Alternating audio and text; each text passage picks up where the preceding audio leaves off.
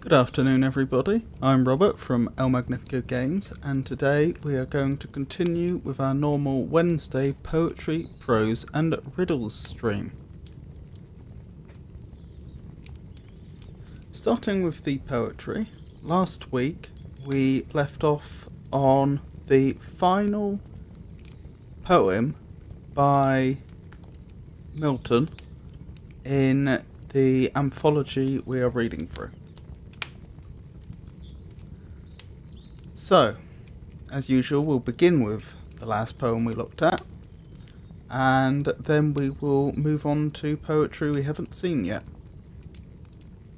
So, On His Blindness by Milton. When I consider how my light is spent, ere half my days in this dark world and wide, and that one talent which is deaf to hide, lodged with me useless, though my soul more bent, to serve therewith my Maker, and present my true account, lest he, returning, chide. Doth God exact day labour, like denied? I fondly ask, but patience to prevent, that murmur soon replies. God doth not need either man's work, or his own gifts. Who best bear his mild yoke, they serve him best. His state is kingly, thousands at his bidding. Speed and post o'er land and ocean without rest, they also serve who only stand and wait.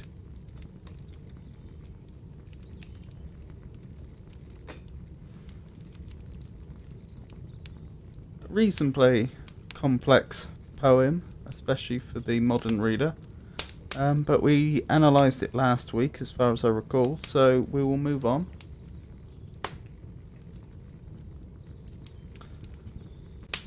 To poetry by Lady Narn, it would appear. Oh, Jenny says, sorry to interrupt, which god was the writer referring to? The Christian god? Yes. Yes, this was by, the previous poem was by John Milton. And this would have been written,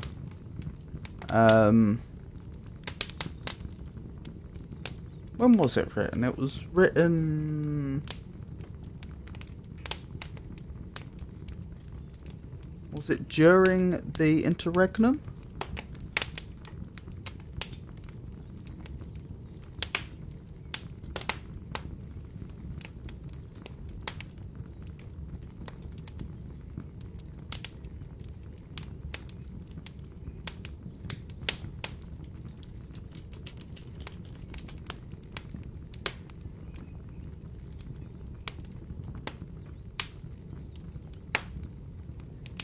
Yes, it would be.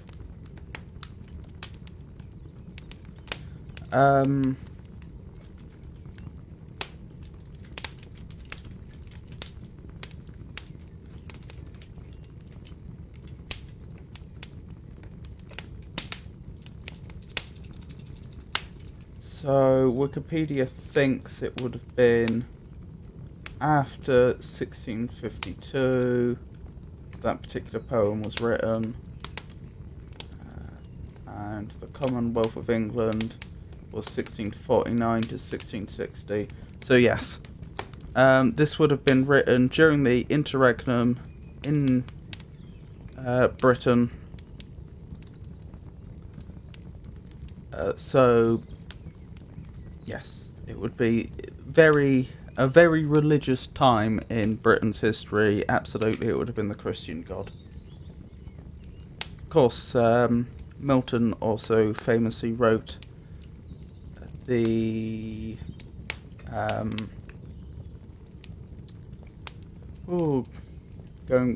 brain's going blank.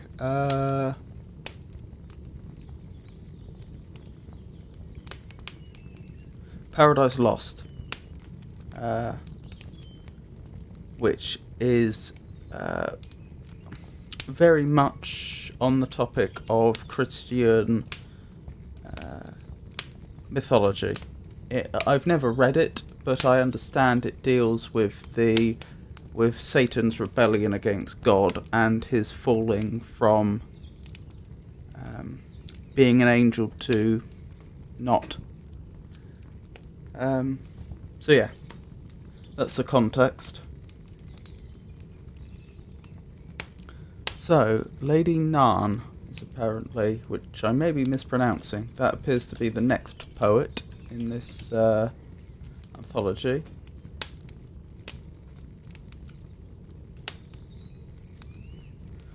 Right, who's this going to be? Songwriter, Scottish Society hostess, or someone else who I'm presuming. Well, songwriter would make the most sense, wouldn't it? I just want to check the dates for this individual. It could have been any of them, couldn't it? But going by the dates. But I'm guessing only one of them wrote poetry, and that's probably Baroness Narn. She was a contemporary of the best-known Scottish songwriter and poet Robert Burns.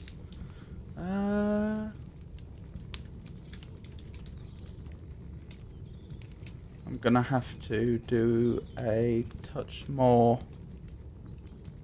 looking to figure out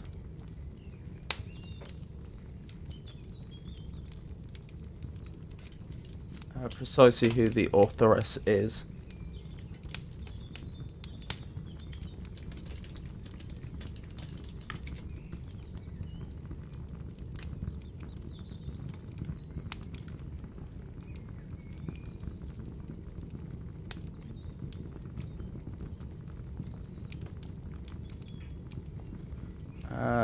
The Land o' the Leal by Carolina Oliphant. And this is Carolina Oliphant, Lady Narn. So this is indeed the authoress of this, I assume, poem. So, as usual, we will briefly have a quick read about her life on Wikipedia to give us a sense of who she was. Then we will read through her poetry, analysing it as we go. So, Carolina Oliphant Lady Narn, also known as Carolina Baroness Narn, is the peerage of Scotland. Oh, sorry, in the peerage of Scotland, and Baroness Keith in that of the United Kingdom, was a Scottish songwriter. Many of her songs, such as Will Ye No Come Back Again, Charlie Is My Darling, The Roman Tree, and We 100 Pipers, remain popular today, almost 200 years after they were written. One of her songs, Call a Heron, was sung at the 2021 commemoration of the 1881 Eyemouth disaster.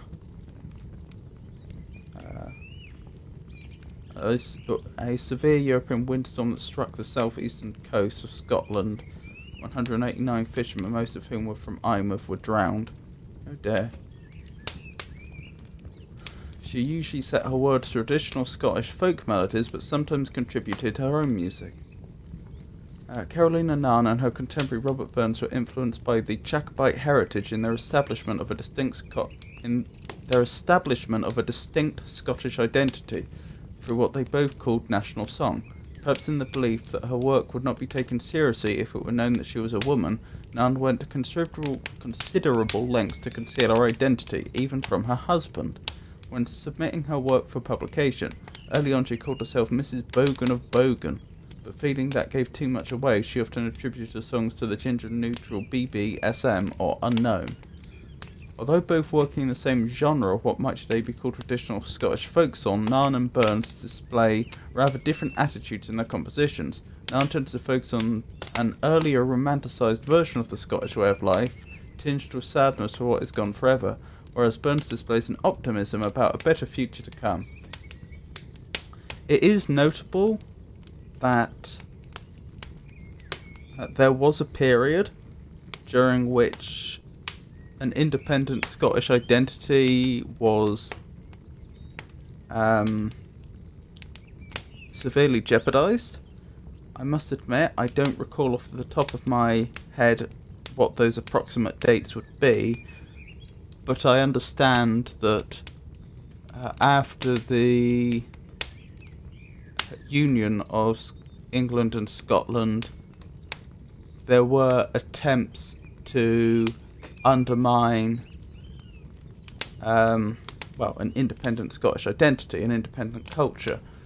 I don't really know the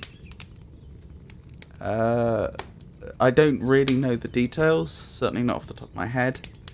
But I understand that it would have been around this time, the early 1800s, that there was then a great effort to reinvent Scottish culture, to some extent reconstructing what they knew of old, and to another extent just inventing things.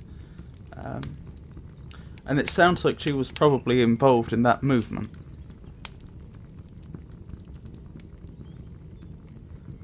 So, let's have a read of the life and antecedents section, and then we'll move on to her actual poetry. Or song. I have a suspicion this is probably a song that also happens to fit poetic metre, but I could be wrong. Carolina Oliphant was born at the Old House, Gask, Perthshire, her father's ancestral family home, on the 16th of August 1766. She was the fourth child of 3 sons and 4 daughters of Lawrence Oliphant, Laird of Gask, and his wife Margaret Robertson. Her mother was the eldest daughter of Duncan Robertson of Struan, the chief of Clan Donashi. I am almost certainly butchering these pronunciations, incidentally. What was I? Which fought on the Jacobite side in the uprisings of 1715 and 45. Her father was also a staunch Jacobite, and she was given the name Carolina in memory of Prince Charles Edward Stuart. The Jacobitism was largely a 17th and 18th century movement that supported the restoration of the senior line of the House of Stuart to the British throne. The name is derived from Jacobus, the Latinized version of James.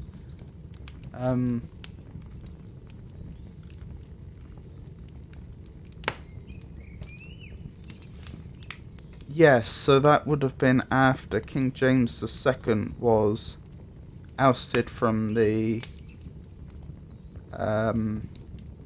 throne of the United Kingdom, leading to the Glorious Revolution.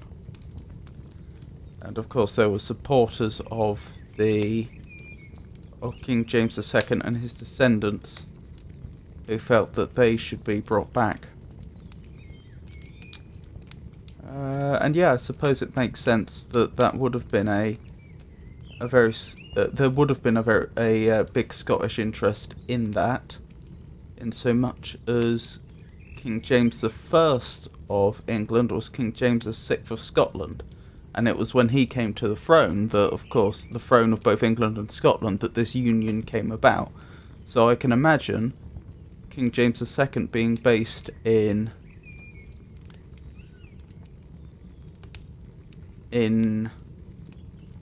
London and then being ousted may have felt to the Scottish as something of as unreasonable, since they may have felt like they didn't get a say in the matter, but I'm speculating. Anyway, where was I? Following the failure of the Jacobite Rising of 1745, the Oliphant family, along with the Robertsons and the Narns, was accused of high treason, exiled to France, and their estates seized. The exiles remained in France for 19 years, during which time Carolina's parents were married at Versailles. Versailles. Is that Versailles? I think so. Anyway, in 1755, The government eventually allowed the family's kinsman to buy back part of the Gask estate, and the couple returned to Scotland 2 years before Carolina's birth.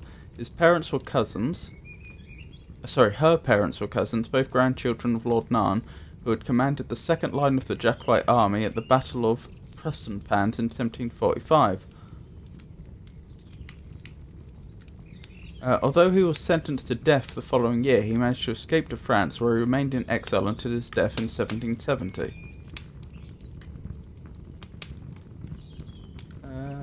So he was still alive, just about, when Carolina was born. In fact, she would have been 3 or 4 when he died. The upbringing of Carolina and her siblings reflected their father's Jacobite allegiance, and their everyday lives were filled with reminders that he considered the Stuarts to be the rightful heirs to the throne. A governess was employed to ensure that the girls had a full education, including music and art, and that they did not speak in a broad Scots dialect, as their father considered it unladylike. General tuition was provided by a local minister. The children's prayer books had the Hanoverian sovereigns' names obscured by those of the Stuarts.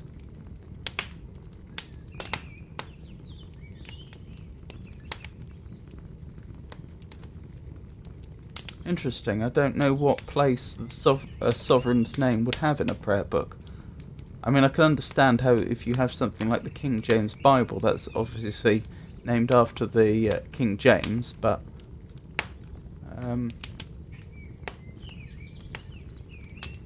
that's because he's the one that commissioned the translation. I don't know why in general the sovereign's name would appear in a religious text such as a prayer book. A prayer book is a book containing prayers and perhaps devotional readings for private or communal use, or in some cases outlining the liturgy of religious services. So, yeah. Well, I'm not quite sure what the significance of that is, but apparently it was a thing.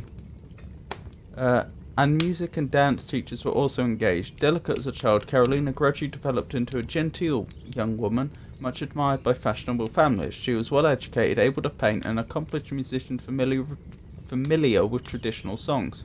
As a teenager, Carolina was betrothed to William Murray Nairn, another of Lord Nairn's grandchildren, who became the 5th Lord Nairn in 1824. Born in Ireland to a Jacobite family from Perthshire whose lands had also been forfeited, he regularly visited Gask. It was only after he was promoted to the position of Assistant Inspector General at Scotland Barracks that the pair were married on the 2nd of June 1806. The couple settled in Edinburgh, where their only son, also named William Murray Nairn, was born 2 years later. He was a sickly child, and following her husband's death in 1830, Lady Nairn lived with her son in Ireland and on the continent. The changing climate was not as beneficial to his health as had been hoped. He died in Brussels in December 1837. Nairn returned to Gask in 1843, but following a stroke her health deteriorated. She died on the 26th of October 1845 and was buried in the family chapel. Okay. Interesting. So therefore we can assume that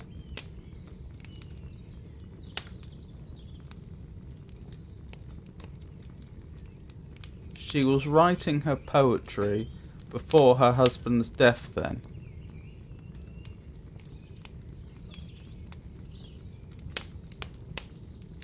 So this would have been before 1830. Okay, so that's who she was. That's a bit of her politics and her thoughts on religion.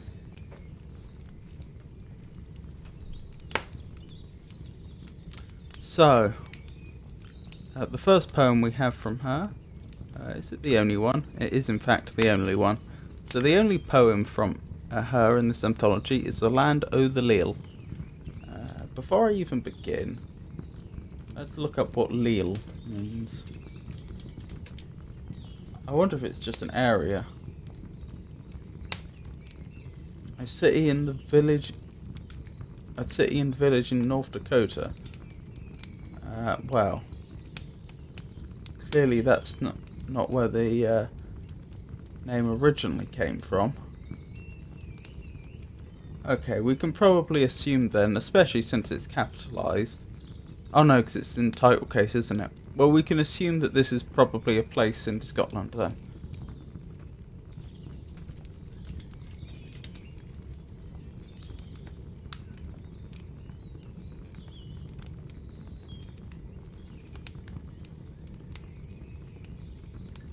I would guess. So yes.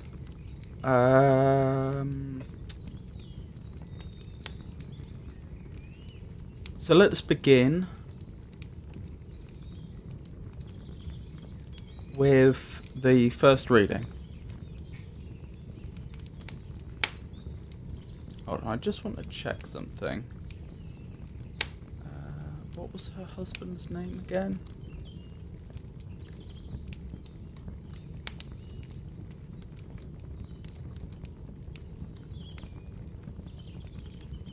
William Murray Narn. Okay.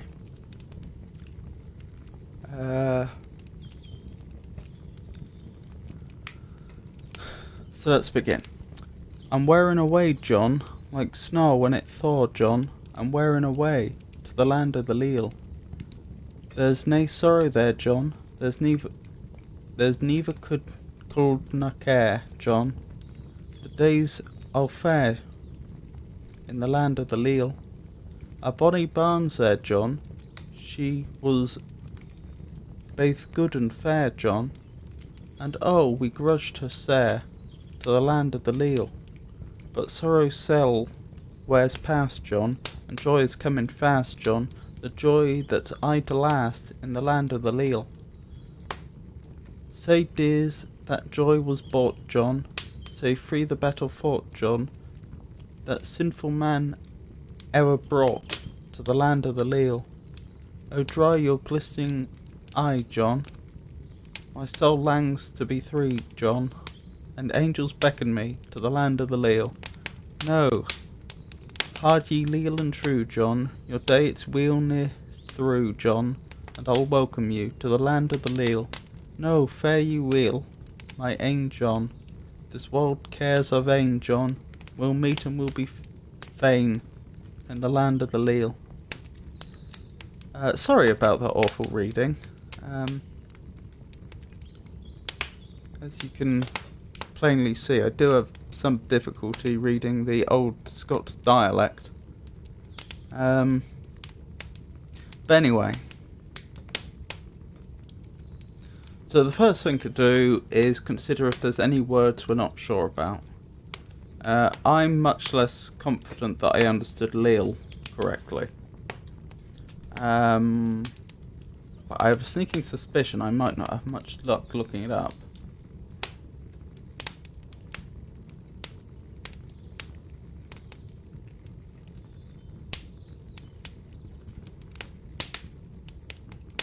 Just a second. I'm going to check my physical dictionary.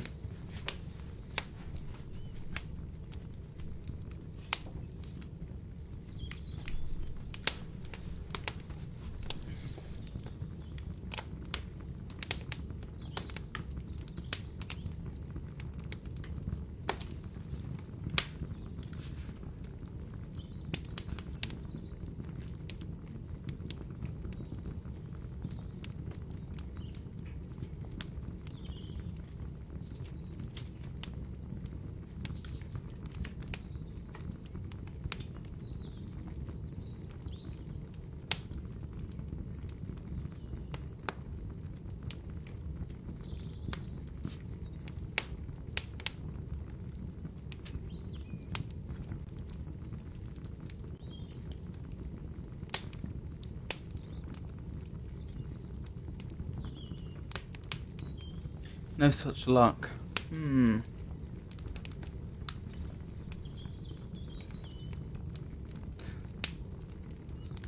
Okay, well let's read through this more slowly and see what we can find.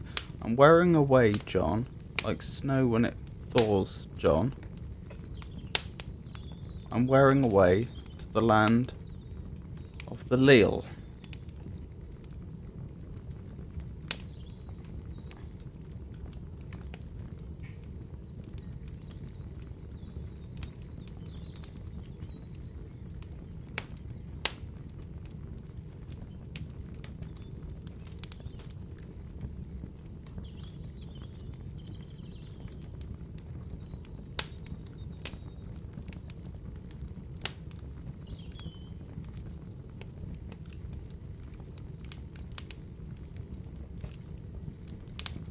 Can't help but think with the way it's written, it almost suggests Leal is some sort of afterlife, but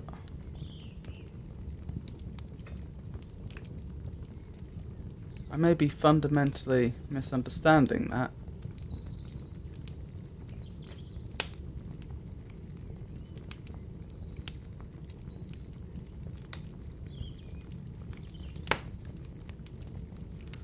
A little bit of searching I've just done suggests that this is in fact a song, primarily.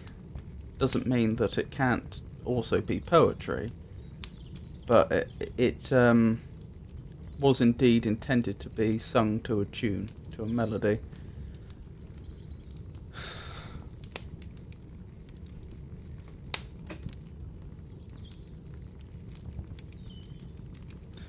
There's no sorrow there, John, there's neither cold nor care, John, the days all fair in the land of the Leal. This must be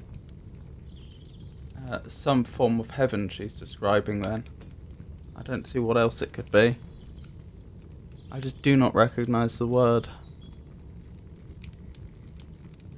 A bonny barn, Sir John, she was both good and fair. Both good and fair, John, and oh, we grudged her sair.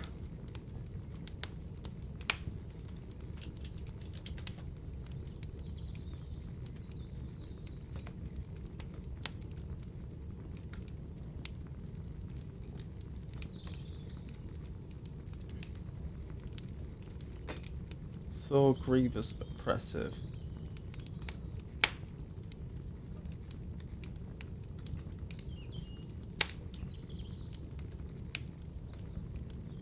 Grudged her sair.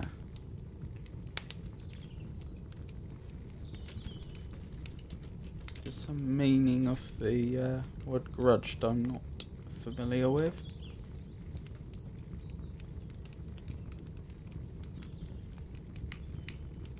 To be unwilling to give or allow. To grumble, complain, to be dissatisfied. To hold or harbour with malicious disposition or purpose, to cherish enviously.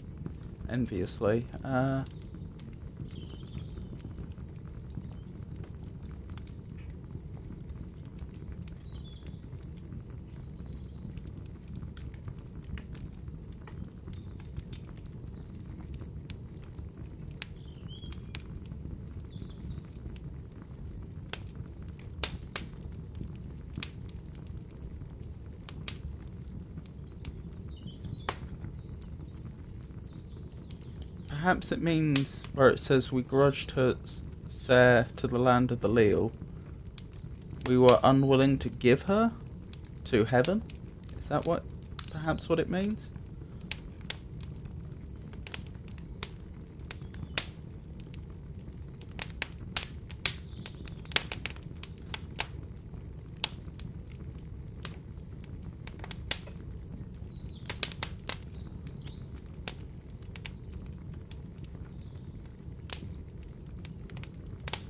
No.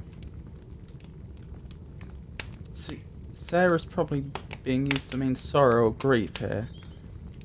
We grudged her sorrow to the land of the Leal.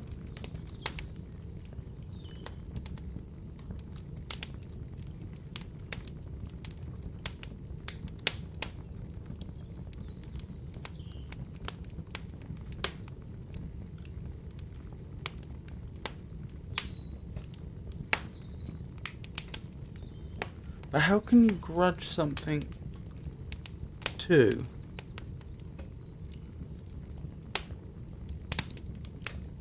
I think that must mean that they're using the archaic meaning to be unwilling to give or allow.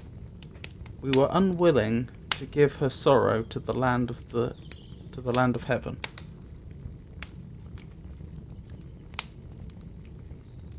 Perhaps.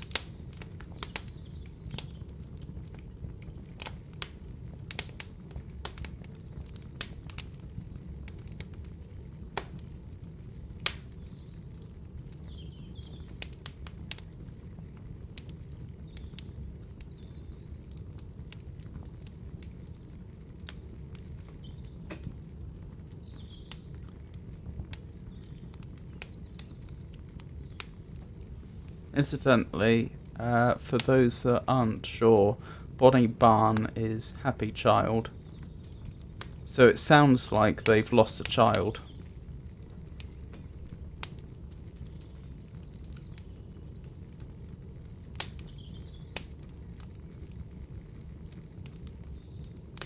So I may be misinterpreting this badly. The best I can make out, I think it's saying our child went to heaven, but we didn't allow her sorrow to come with her.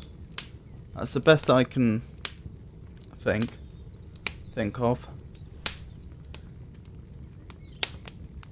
But sorrow sell wears past, John.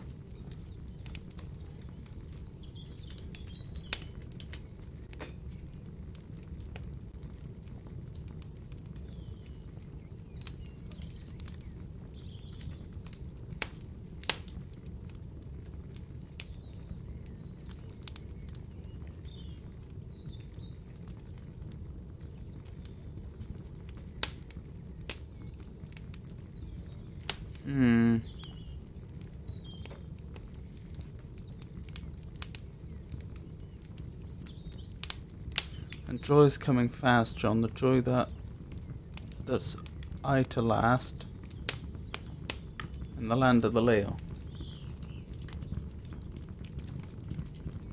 I'm not sure what the sell is in this sentence.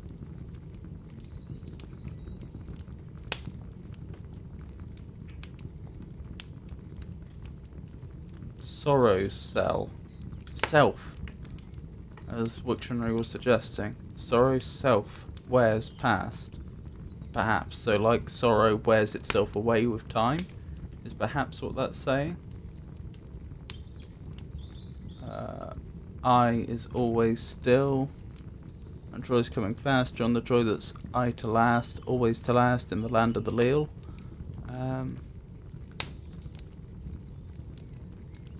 Say dears that joy was bought.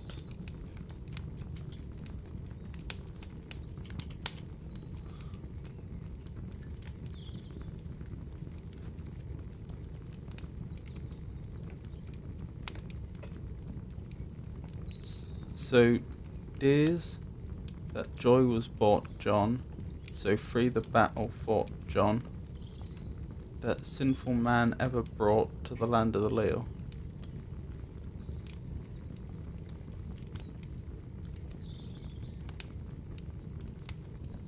So, dear is that joy was bought. So, dear is that joy that was bought. So free the battle fought.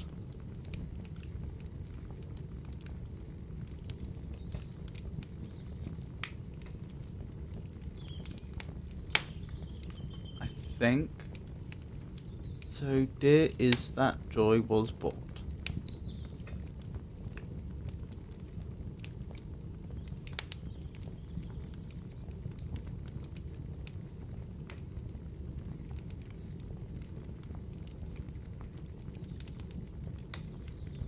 No, I can't make sense of it.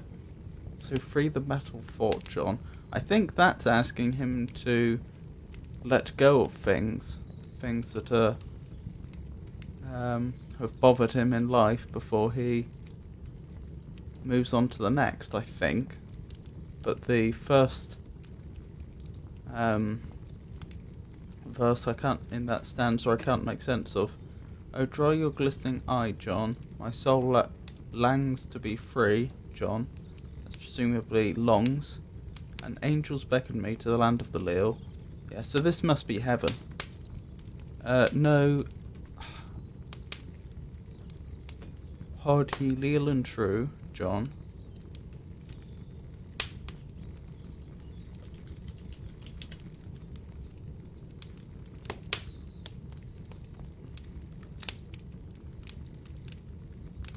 Hold.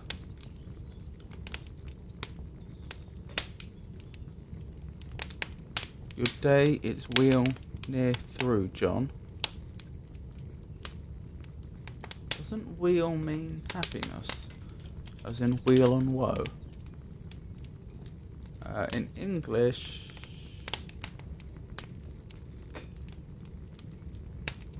it would be misspelt. In Scots...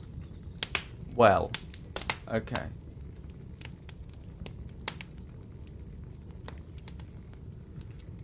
It's well near through, John. Ah, okay, that makes sense.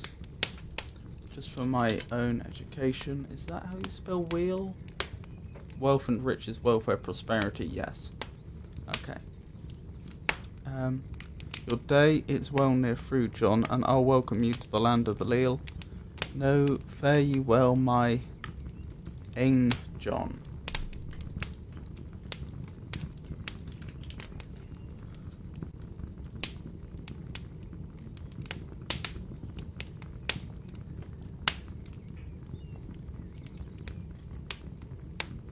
Belonging to or on behalf of a specified person.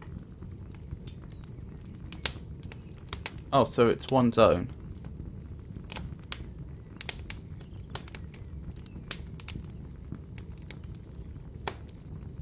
So, no, fare you well, my own John. This world's cares are vain, John. We'll meet and we'll be fine in the land of the Leal. So, if I understand correctly, this is a poem about a husband and wife who have lost a child.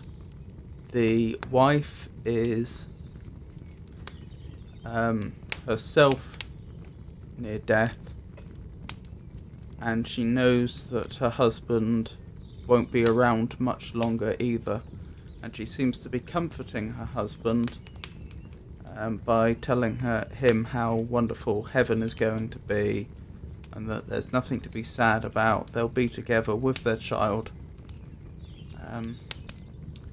in not that much time.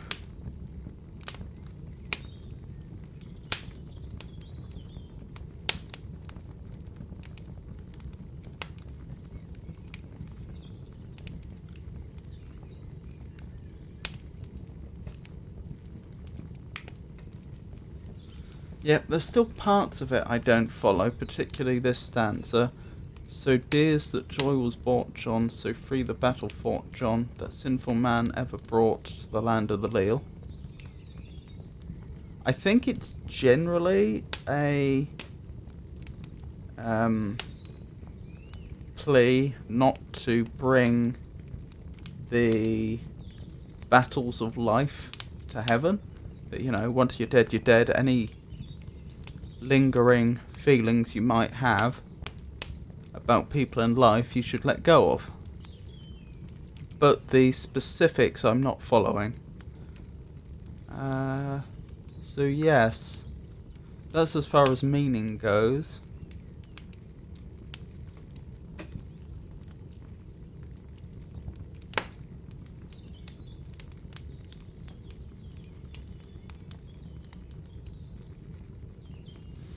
Let's look at rhyme and rhythm, shall we? Starting with rhyme.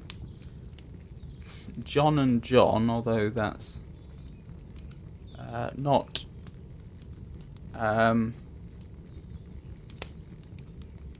it's the same word, so that's not normally what you would think of as a rhyme, but still. But Awa and Leal don't, as far as I know. John and John, Fair and Leal, John and John, Sarah and Leal, John and Don, last Leal, John John, brought Leal, John John, me Leal.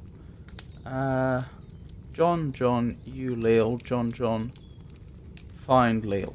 So we can conclude that there isn't end rhyming here.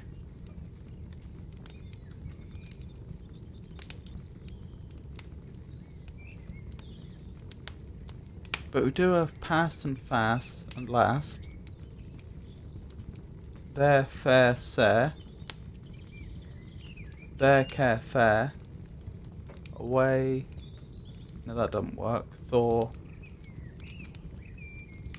Awa. So that doesn't work. Bought fought. Then error. And the I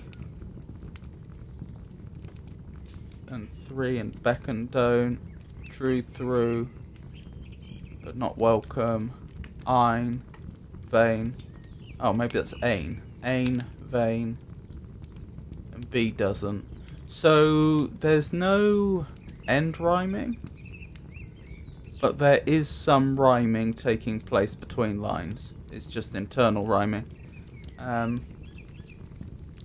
What else do we have here? That's as far as rhyme is concerned.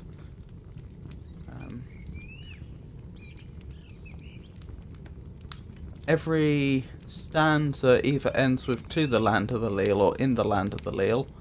And there doesn't appear to be much attempt to rhyme with it in any of the stanzas. Sorry, but that was one final point about rhyme. Rhythm. What do we have here? So, is there any meter?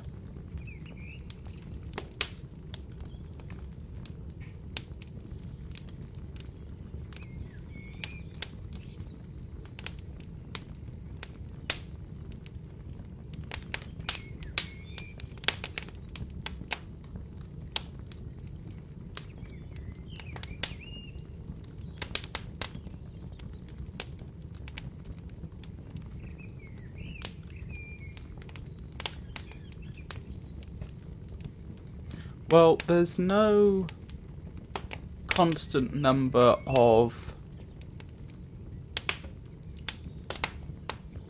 syllables per line. Going through just the first two stanzas, I've seen lines with 4, 6 and 7 syllables each. Right, can we see any metric feet?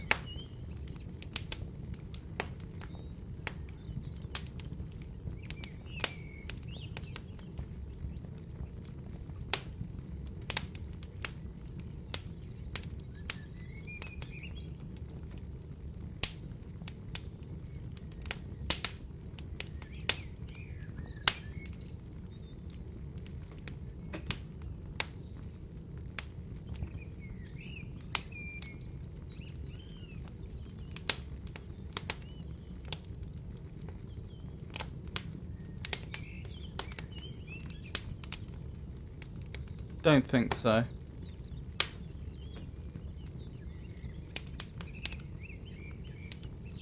I mean, just as an example, if we take the to the land of the Leal, land and Leal would be stressed.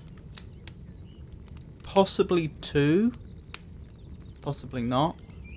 I mean, I don't think you'd usually stress 2.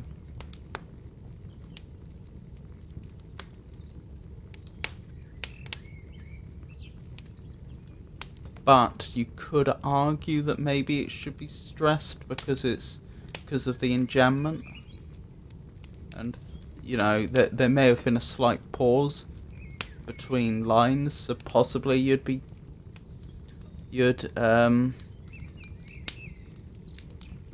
naturally end up overstressing that first word. But either way, it doesn't make any.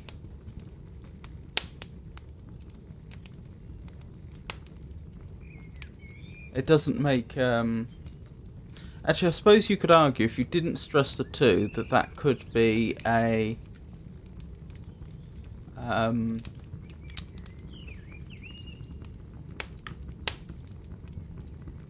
anapaest, but that doesn't figure with any of the rest of it. As I said, we have a range of syllable counts. And the very line above it, in the first stanza, I'm wearing away, the I'm would be stressed. So I think we can safely say that there is no repeating metrical foot within this poem, and that makes sense because according to what I've read, this is actually a song.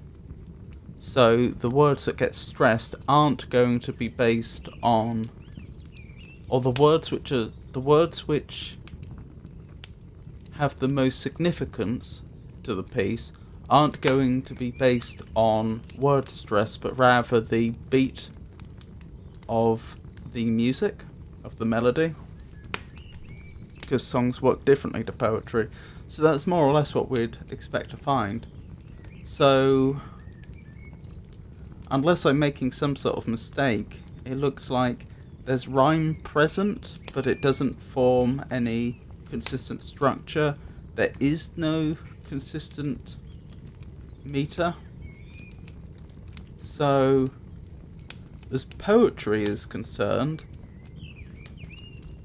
it's not particularly impressive. But then again, it's not a poem, it's a song.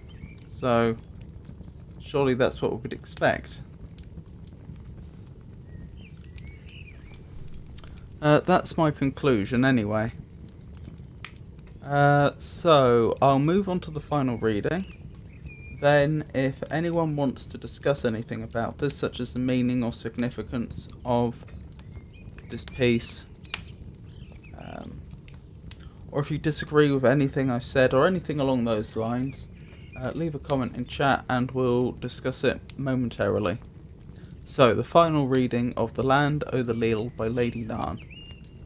I'm wearing away, John, like snow when it thawed, John. I'm wearing away to the land o' the Leal. There's nae sorrow there, John. There's neither cold nor care, John. The days aye fair in the land o' the Leal. A bonny bairn's there, John. She was baith good and fair, John, and oh, we grudged her sair to the land o' the Leal. But sorrow sell wears past, John, and joy is coming fast, John. The joy that aye to last in the land o' the Leal. Say dears that joy was bought, John, say free the battle fought, John, that finful man ever brought, John, to the land o' the Leal. Oh, dry your glistening eye, John, my soul langs to be free, John, and angels beckon me to the land o' the Leal. No, hold ye leal and true, John, your day it's weel near through, John, and I'll welcome you to the land o' the Leal. No, fare ye well, my ain John, this world cares are vain, John, we'll meet and we'll be fine in the land o' the Leal.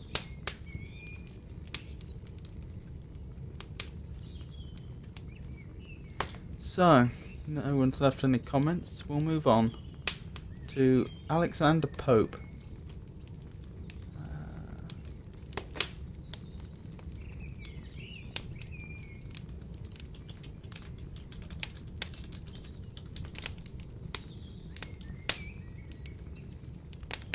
Alexander Pope was an English poet, 1688 to 1744, so this was post-Commonwealth, so clearly post-Milton, to put it in the perspective of another poet we've read recently. Yes, this would have been around the time of the establishment of the stock market and national debt.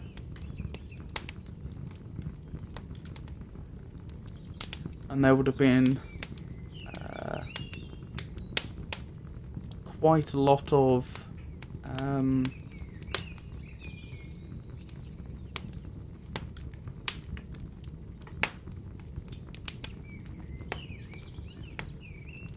this would have been quite an expansionist point, I think, in British history. This would of course have been getting on for 100 years before, no, not quite, but nearly 100 years before the Napoleonic era.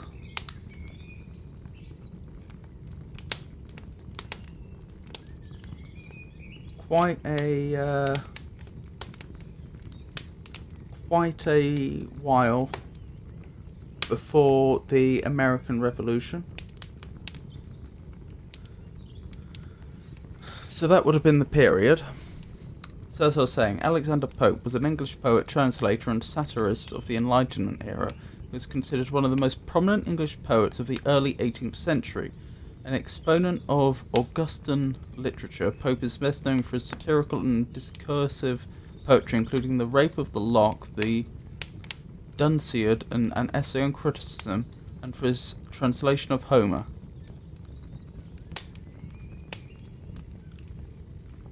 Interesting. After Shakespeare, Pope is second most quoted author in the Oxford Dictionary of Quotations, some of his verses having entered common parlance, e.g. damning with faint praise, or to err is human, to forgive divine. Augustan literature. Augustan literature is a style of British literature produced during the reigns of Queen Anne, King George I and George II in the first half of the 18th century and ending in the 1740s with the deaths of Alexander Pope and Jonathan Swift. The Age of Enlightenment, or simply the Enlightenment, was an intellectual and philosophical movement that dominated Europe in the 17th and 18th centuries with global influences and effects. I will be back very soon. I just want to check something.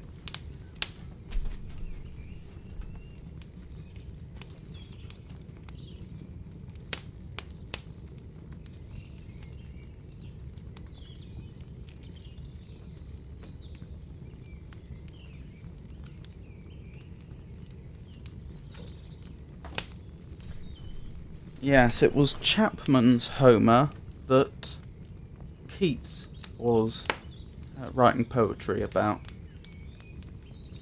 not Pope's. But apparently his Pope's translations of Homer were notable.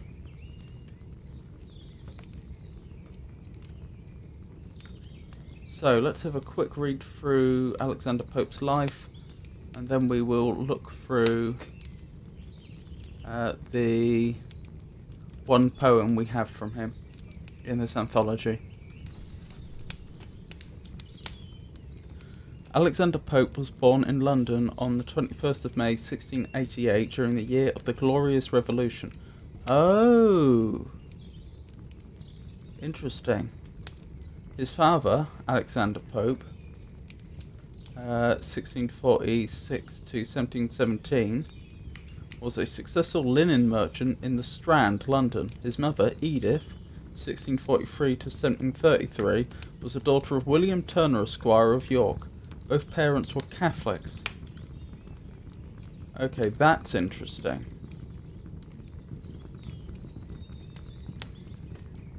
Especially given that this was during the time of the Glorious Revolution. His mother's sister was the wife of the famous miniature painter Samuel Cooper.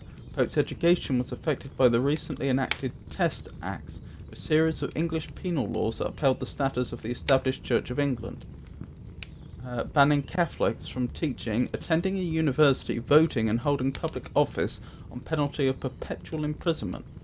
Pope was taught to read by his aunt and attended Twyford School circa 1698. He also attended two Roman Catholic schools in London. Such schools, though still illegal, were tolerated in some areas. That is interesting. I had no idea that Catholics were being persecuted quite so severely during that period.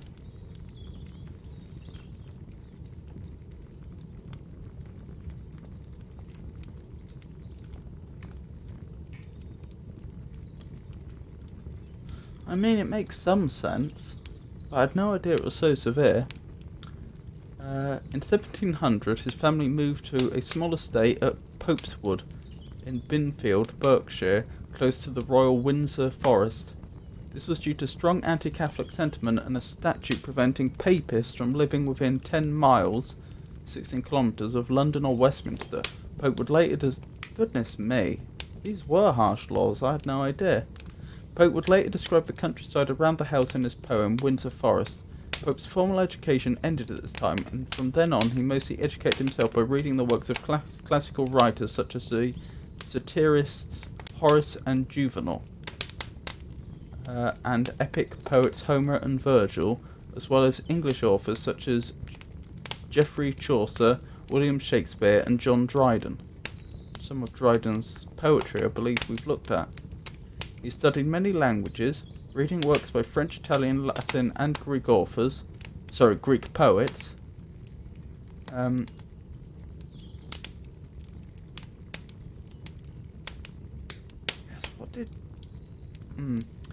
After 5 years of study, Pope came into contact with figures from London literary society such as William Congreve, Samuel Garth and William Trumbull. So they moved in 1700, so he would have only been 12. I just want to double check something again. Which were the poems we read from Dryden?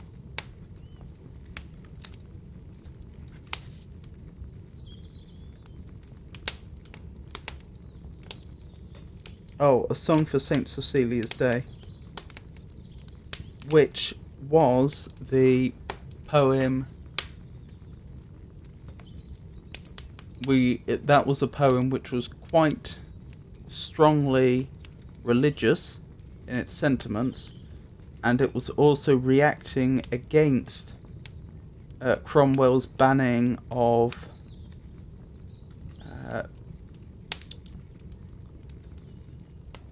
most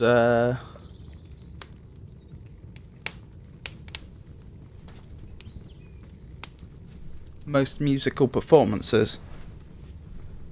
I must admit, I'm not entirely up on everything that was and wasn't banned, but I can only imagine that Cromwell probably banned music in church, and being a Puritan, and probably general musical performances, such as, you know, like you would go, such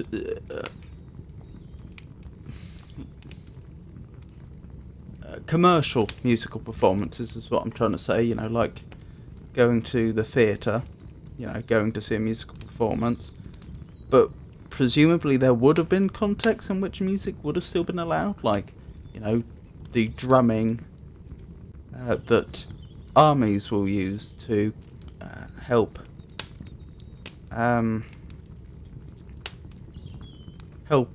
troops synchronize their walking, their marching and so on. I would assume.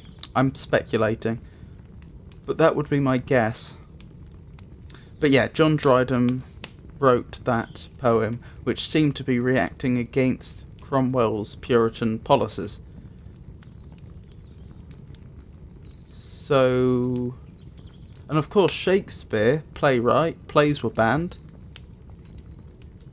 So, I don't know how much we can read into this, but certainly with Alexander Pope being a Catholic, it's not inconceivable that reading into these works would have strengthened his...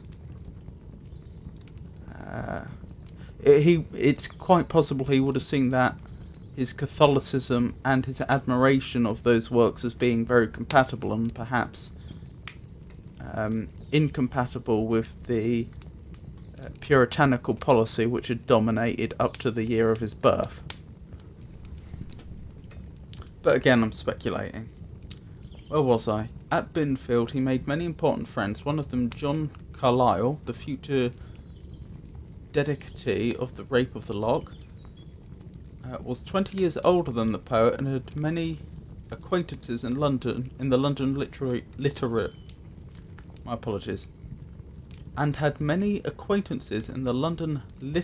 world. He introduced the young Pope to the aging playwright William Wycherley and to William Walsh, a minor poet who helped Pope revise his first major work, the Pastorals. He also met the Blount sisters, Teresa and Martha, both of whom remained lifelong friends.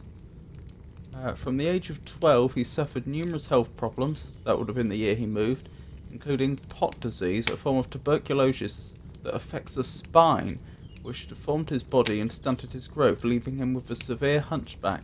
His tuberculosis infection caused other health problems, including respiratory difficulties, high fevers, inflamed eyes, and abdominal pain. He grew to a height of only 4'6".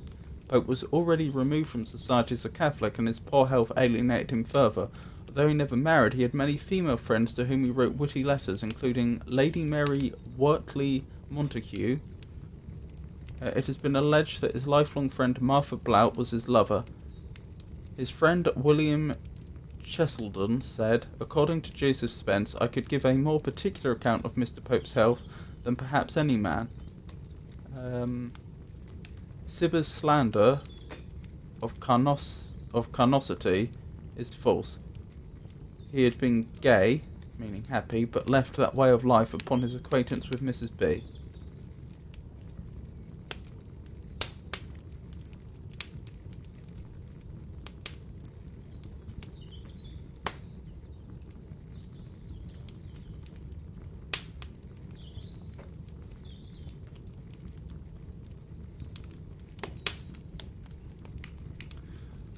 So basically, they're saying that his lifelong friend allegedly denied that he had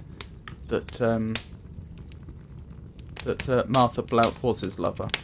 In May 1709, Pope's Pastorals was published in the sixth part of the bookseller Jacob Tonson's Poetical Miscellanies. This earned Pope instant fame and was followed by an essay on criticism published in May 1711, which was equally well received.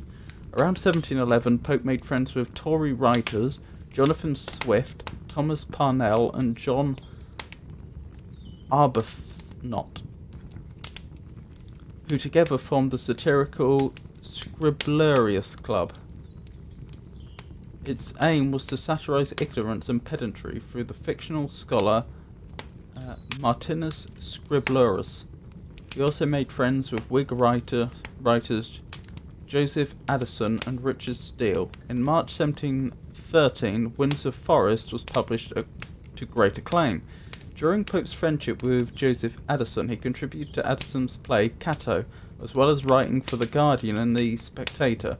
Around this time, he began the work of translating the Iliad, which was a painstaking process. Publication began in 1715 and did not end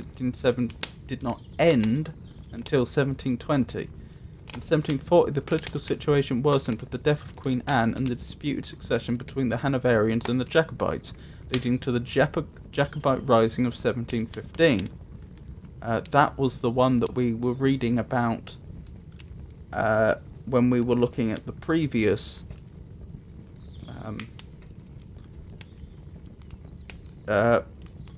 poem's authoress, Lady Narn, because her ancestors were involved in the uprising of 1715 and 1745, leading to their being forced to forfeit land. Though Pope, as a Catholic, might have been expected to have supported the Jacobites because of his religious and political affiliations, according to Maynard Mack, where Pope himself stood on these matters can probably never be confidently known. These events led to an immediate downturn in the fortunes of the Tories, and Pope's friend Henry St. John, 1st Viscount Bolingbroke, fled to France. Pope lived in his parents' house in Mawson Row, Chiswick, between 1716 and 1719. The red brick building is now the Mawson Arms, commemorating him with a blue plaque.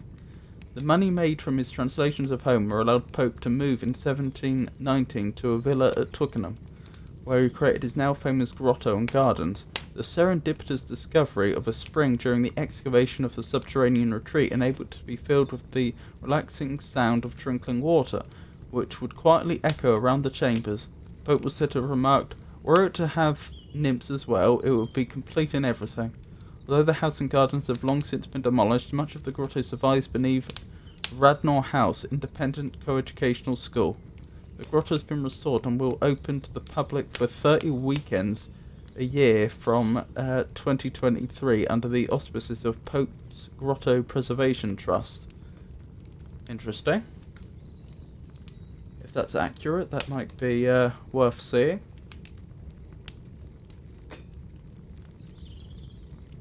So, that's who Alexander Pope was. And the work which is featured in this anthology is Ode on Solitude, written in 1735 edition. That doesn't mean it was written then. Though it could have been, he would have still been alive.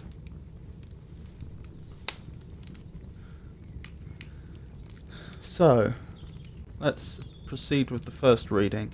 Happy the man, whose wish and care a few paternal acres bound, content to breathe his native air in his own ground, whose herds with milk, whose fields with bread, whose flocks supply him with attire, whose trees in summer yield him shade, in winter fire. Blessed who can unconcernedly find hours, days, and years slide soft away, in health of body, peace of mind, quiet by day. Sound sleep by night, study and ease, together mix sweet recreation, and innocence which most does please with meditation. Thus let me live, unseen, unknown, thus unlamented let me die, steal from the world on not a stone, tell where I lie. Interesting piece. So it seems to be mixing sentiments of a quiet life with being a quiet pastoral life with being unknown. A theme that we've also read in John Keats. No, it wasn't John Keats, was it? It was the elegy written in a churchyard. Elegy written in a country churchyard. I beg your pardon. By Thomas Gray.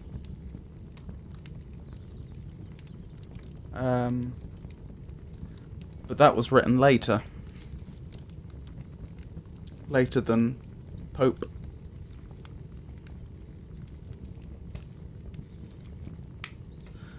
So, rhythm and rhyme, I guess.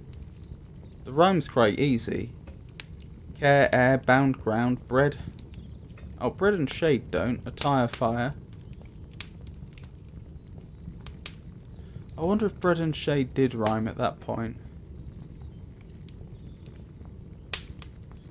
So would it be bread and shed? Or would it be braid and shade?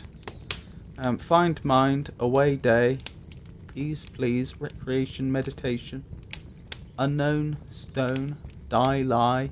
So this is a very obvious AB rhyming scheme. Do we have any other clever structures here? I don't think so. So now we look to the question of meter.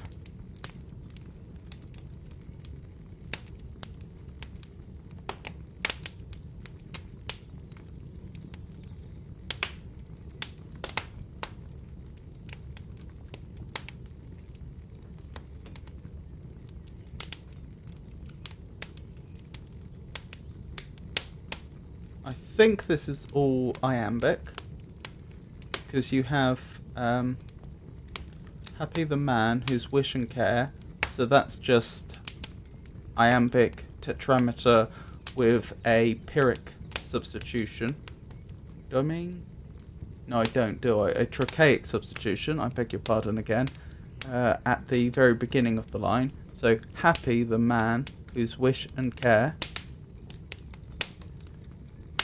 Wait, is that right? Would it happy? Happy. Yeah, that is right, isn't it? With happy, with happy. That's wrong. It's all iambic, isn't it? Happy the man whose wish and care a few paternal acres bound. Yeah, so ignore what I was saying about a trochaic substitution. I think that was just me being silly. It appears to be iambic. Content to breathe his native air in his own ground. That would have... Or would it be in his own ground? No, that makes more sense. Yeah. So fairly straightforwardly iambic. What about syllables?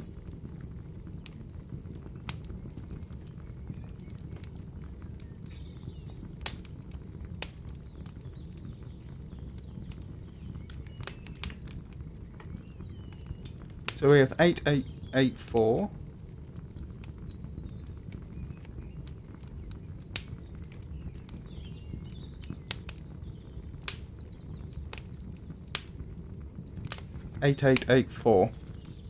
So yep, we have an ABAB rhyming scheme. It appears to be iambic, and it appears to follow an 8884 syllable pattern for each stanza. Is that a quatrain? Stanza of 4 lines, or am I getting confused?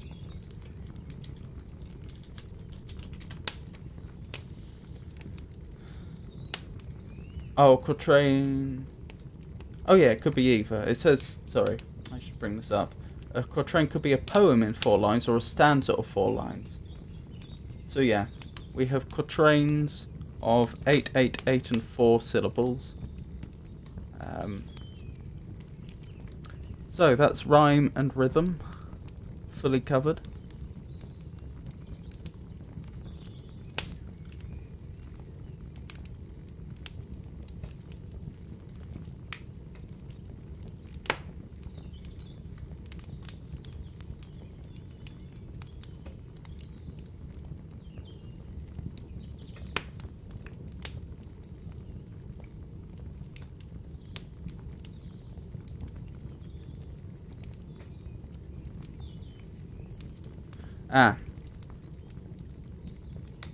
In this line, in this verse, steal from the world and not a stone.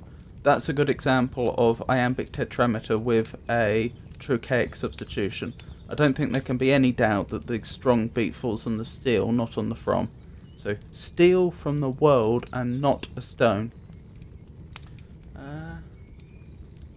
But yeah, I think it's technically really rather good. So, we've discussed... in fact, we didn't even stop to look at any words, I don't think, because they all seemed clear enough to me. If there's any words anyone else is unsure about, please leave a comment in chat. We've discussed rhythm and rhyme. Meaning, we've discussed that. So I suppose all that's left is a final reading. If you have anything to say about this poem, or anything you'd like to discuss, any observations of any kind, or any questions, please leave them in the comments, and when I've finished reading this poem one last time, I will address them. I'll address the comments. So, Ode on Solitude by Alexander Pope. Happy the man whose wish and care a few paternal acres bound, content to breathe his native air in his own ground, whose herds with milk, whose fields with bread, whose flocks supply him with attire, whose trees in summer yield him shade, in winter fire. Blessed who can unconcernedly find hours, days, and years slide soft away, in health of body, peace of mind, quiet by day, sound sleep by night, study and ease, together mix sweet recreation, an innocence which most does please with meditation.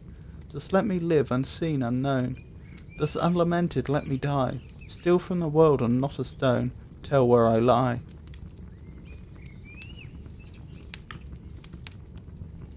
I really like it. It's a good, well-crafted, and poignant poem, I think. Anyway,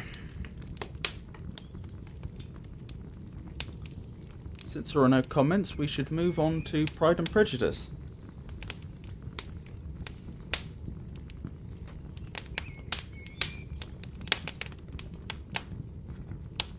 So, as usual, we will begin by recapping what we read last week. Now, for context, 2 weeks ago we finished on chapter 52, and the last thing that happened in that chapter was Elizabeth wrote to her... Sorry, I apologise. Chapter 51. So 2 weeks ago we finished on chapter 51, and at the end of that chapter, the last thing that happened was Elizabeth hastily seized a sheet of paper and wrote a short letter to her aunt to request an explanation of why Lydia mentioned that Mr. Darcy had been at her wedding,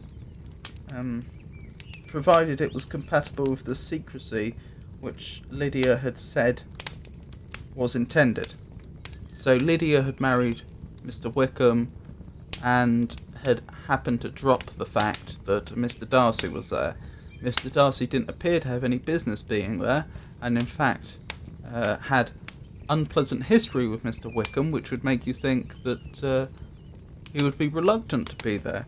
But Elizabeth found out that he had in fact been there, and so wrote to her aunt for an explanation.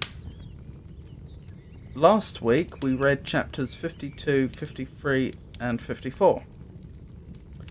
In chapter 52, Mrs. Gardner, that's Elizabeth's aunt, writes back and professes to be surprised that Elizabeth is apparently ignorant of the matter, as indeed is her husband.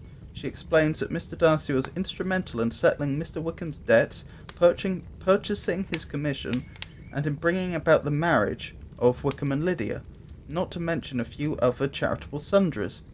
Mrs. Gardner also not so subtly hints that she believes part of Mr. Darcy's motivation for doing all this springs from a sincere admiration of Elizabeth of a magnitude that exceeds simple platonic friendship.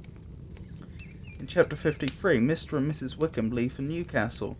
Messrs. Bingley and Darcy return to Netherfield. Contrary to proper etiquette, Mr. Bennet does not pay them a visit, but 3 days later they call on the Bennets instead.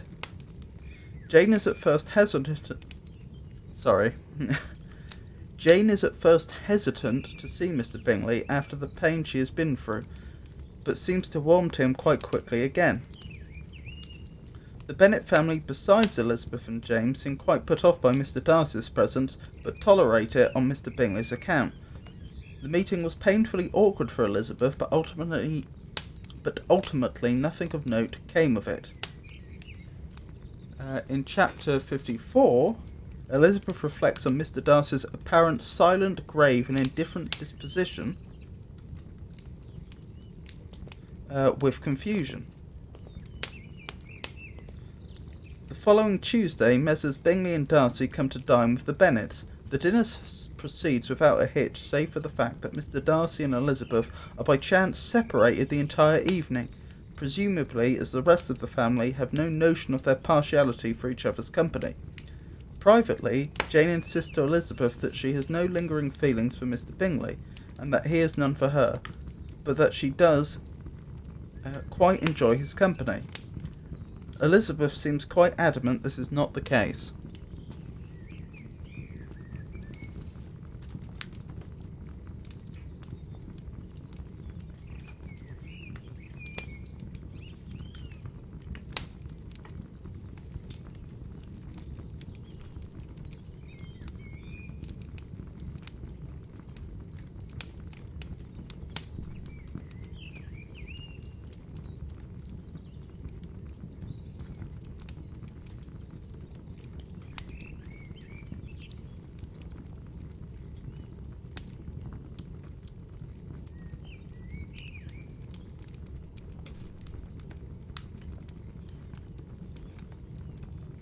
Sorry about that. Minor technical difficulties which have been resolved. So that's where we left off. So we will begin with chapter 55. A few days after this visit, Mr. Bingley called again and alone. His friend had left him that morning for London, but was to return home in 10 days' time. He sat with them above an hour, and was in remarkable good spirits. Mrs. Bennet invited him to dine with them, but with many expressions of concern he confessed himself engaged elsewhere. "Next time you call," said she, "I hope you shall be more lucky." He should be particularly happy at any time, etc., etc., etc., and if she would give him leave, would take an early opportunity of waiting on them.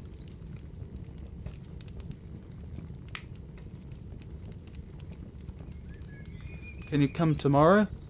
Yes, he had no engagements at all for tomorrow, and her invitation was accepted with alacrity. He came, in such very good time that the ladies were none of them dressed.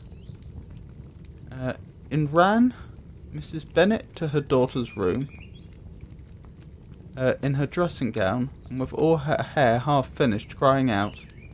Sorry, in ran Mrs. Bennet to her daughter's room, in her dressing gown, and with her hair half finished, crying out. My dear Jane, make haste and hurry down. He is come. Mr. Bingley is come. He is indeed. Make haste, make haste. Here, Sarah, come to Miss Bennet this moment and help her on with her gown. Never mind Miss Lizzie's hair. I'm guessing Sarah is one of the servants. We'll be down as soon as we can, said Jane, but I dare say Kitty is forwarder than either of us, for she went up the stairs half an hour ago. Oh, hang Kitty, what has she to do with it? Come, be quick, where is your sash, my dear? But when her mother was gone, Jane would not be prevailed on to go down without one of her sisters. The same anxiety to get them by themselves was visible again in the evening. After tea, Mr. Bennet retired to the library, as was his custom, and Mary went upstairs to her instrument. Two obstacles of the 5 being thus removed, Mrs. Bennet sat looking and winking at Elizabeth and Catherine for a considerable time without making any impression on them. Elizabeth would not observe her, and when at last Kitty did, she very innocently said, "What is the matter, Mamma? Why do you keep winking at me for?" "Oh, what do you keep winking at me for? What am I to do?" "Nothing, child, nothing. I did not wink at you." She then sat still 5 minutes longer, but unable to waste such a precious occasion, she suddenly got up, and saying to Kitty, "Come here, my love, I want to speak to you," took her out of the room. Jane instantly gave a look at Elizabeth which spoke her distress at such premeditation, and her entreaty that she would not give in to it. In a few minutes Mrs. Bennet half opened the door and called out, "Lizzie, my dear, I want to speak with you." Elizabeth was forced to go. "We may as well leave them by themselves, you know," said her mother, as soon as she was in the hall. "Kitty and I are going upstairs to sit in my dressing room." Elizabeth made no attempt to reason with her mother, but remained quietly in the hall till she and Kitty were out of sight, then returned into the drawing room. Mrs. Bennet's schemes for this day were ineffectual. Bingley was everything that was charming, except the professed lover of her daughter. His ease and cheerfulness rendered him a most agreeable addition to their evening party, and he bore with the ill-judged officiousness of the mother, and heard all her silly remarks with a forbearance and command of countenance particularly grateful to the daughter.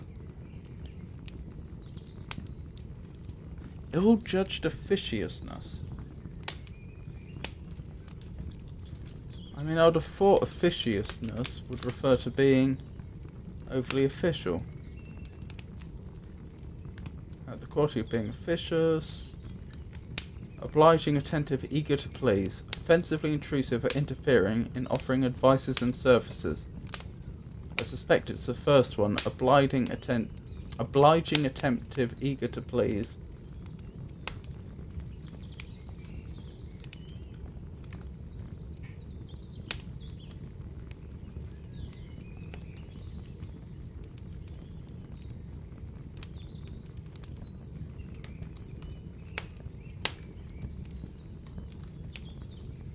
That makes sense. He scarcely needed an invitation to stay supper, and before he went away an engagement was formed, chiefly through his own and Mrs. Bennet's means, for his coming next morning to shoot with her husband. After this day, Jane said no more of her indifference. Not a word passed between the sisters concerning Bingley, but Elizabeth went to bed in the happy belief that all must speedily be concluded, unless Mr. Darcy returned within the stated time. Seriously, however, she felt tolerably persuaded that all this must have taken place with that gentleman's concurrence. Bingley was punctual to his appointment, and he and Mr. Bennet spent the morning together, as had been agreed on. The latter was much more agreeable than his companion expected.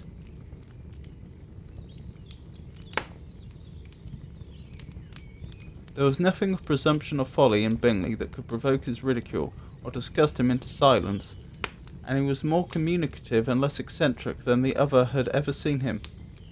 Bingley, of course, returned with him to dinner, and in the evening Mrs. Bennet's invention was again at work to get everybody away from him and her daughter. Elizabeth, who had a letter to write, went into the breakfast room for that purpose soon after tea, for as the others were all going to sit down to cards, she could not be wanted to counteract her mother's schemes.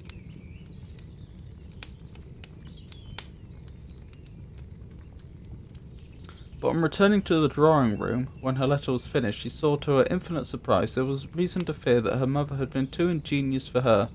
On opening the door, she perceived her sister and Bingley standing together over the hearth, as if engaged in earnest conversation, and had this led to no suspicion, the faces of both, as they were hastily turned round and moved away from each other, would have told it all.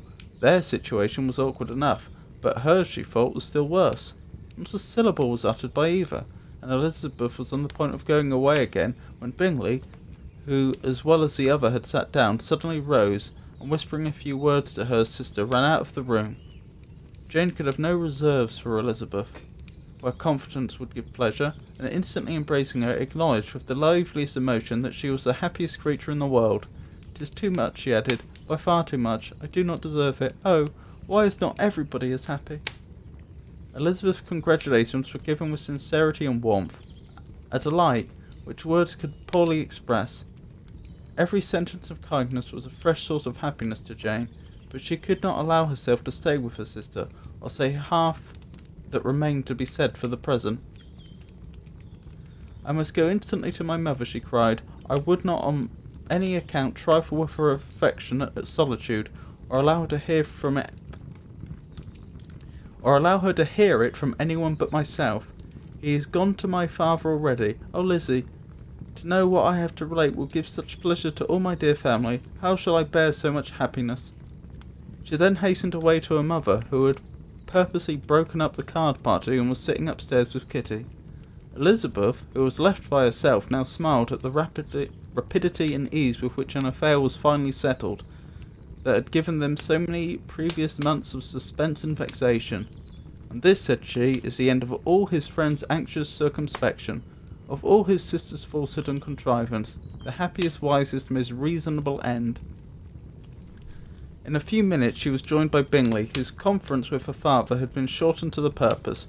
"Where is your sister?" said he hastily, as he opened the door. "With my mother upstairs. She'll be down in a moment, I dare say."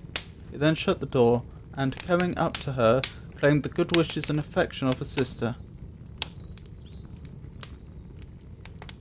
Elizabeth honestly and heartily expressed her delight in the prospect of their relationship. They shook hands with great cordiality. Ooh, that's interesting. They shook hands.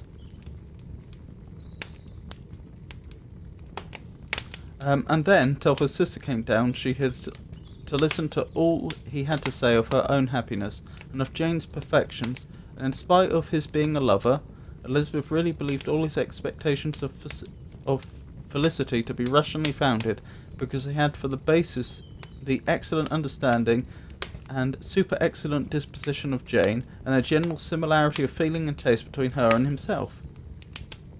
It was an evening of no common delight to them all. The satisfaction of Miss Bennet's mind gave a glow of such sweet animation to her face as made her look handsomer than ever. Kitty simpered and smiled, and hoped her turn was coming soon. Mrs. Bennet could not give her consent or speak her approbation in terms warm enough to satisfy her feelings, though she talked to Bingley of nothing else for half an hour, and when Mr. Bennet joined them at supper, his voice and manner plainly showed how really happy he was. Not a word, however, passed his lips in allusion to it, till their visitor took his leave for the night, but as soon as he was gone he turned to his daughter and said, "Jane, I congratulate you. You'll be a very happy woman." Jane went to him instantly, kissed him, and thanked him for his goodness. "You're a good girl," he replied, "and I have great pleasure in thinking you will be so happily settled. I have not a doubt of your doing very well together. Your tempers are by no means unlike. You are each of you so complying that nothing will ever be resolved on, so easy that every servant will cheat you, and so generous that you will always exceed your income." "I hope not so. Imprudence or thoughtlessness in money matters would be unpardonable in me." "Exceed their income? My dear Mr. Bennet, cried his wife, what are you talking of? Why, he is 4,000 or 5,000 a year, and very likely more. Then addressing her daughter, oh, my dear Jane, I am so happy. I am sure I shan't get a wink of sleep all night. I knew how it would be. I always said it must be so at last. I was so sure you could not be so beautiful for nothing. I remember as soon as I ever saw him, when he first came into Hertfordshire last year, I thought how likely it was that you should come together. Oh, he is the handsomest young man that ever was seen. Wickham, Lydia were all forgotten. Jane was beyond competition, her favourite child. At that moment she cared for no other. Her younger sisters soon began to make interest with her for objects of happiness which she might in future be able to dispense.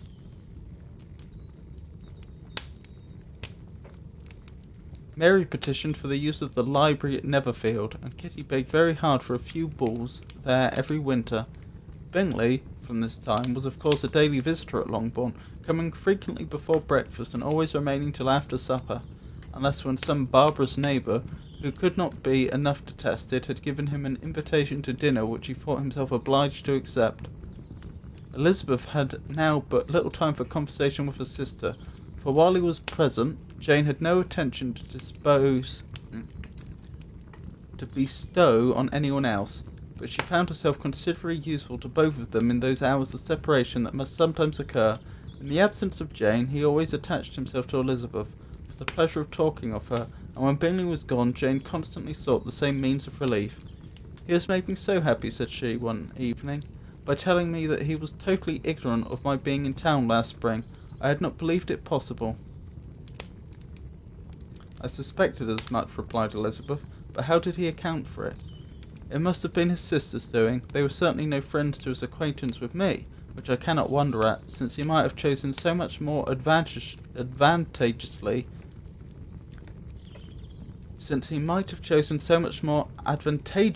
in many respects.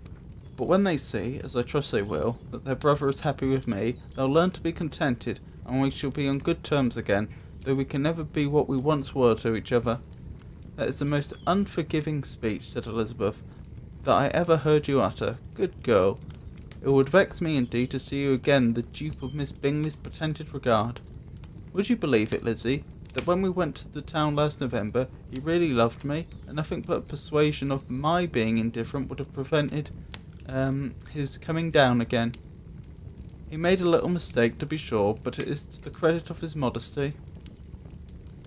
This naturally introduced a panegyric from Jane on his diffidence.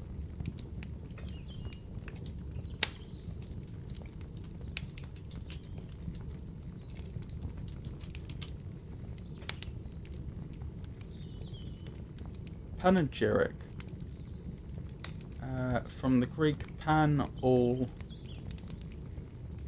plus agiris, place of assembly. A formal speech publicly praising someone or something. And diffidence?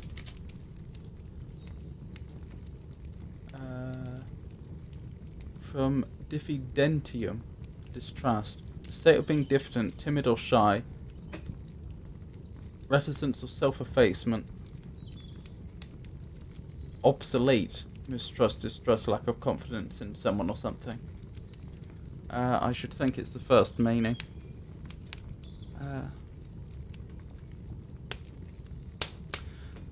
This naturally introduced a panegyric from Jane on his diffidence, and the little value he put on his own good qualities.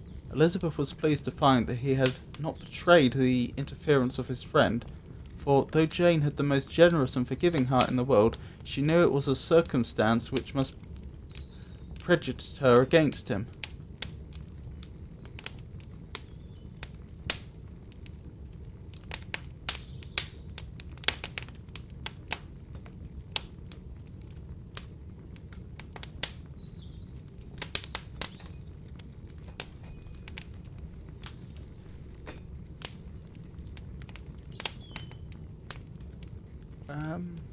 I'm not sure I fully followed that. Elizabeth was pleased to find that he had not betrayed the interference of his friend, that presumably being the interference of Mr. Darcy. He had not betrayed it. Oh, he had not given it away. For though Jane had the most generous and forgiving heart in the world, she knew it was a circumstance which must prejudice her against him, that is Mr. Darcy. That makes sense. "I'm certainly the most fortunate creature that ever existed," cried Jane. "Oh, Lizzie, why am I thus singled from my family, and blessed above them all? If I could but see you as happy, if there were but such another man for you. If you were to give me 40 such men, I never could be so happy as you.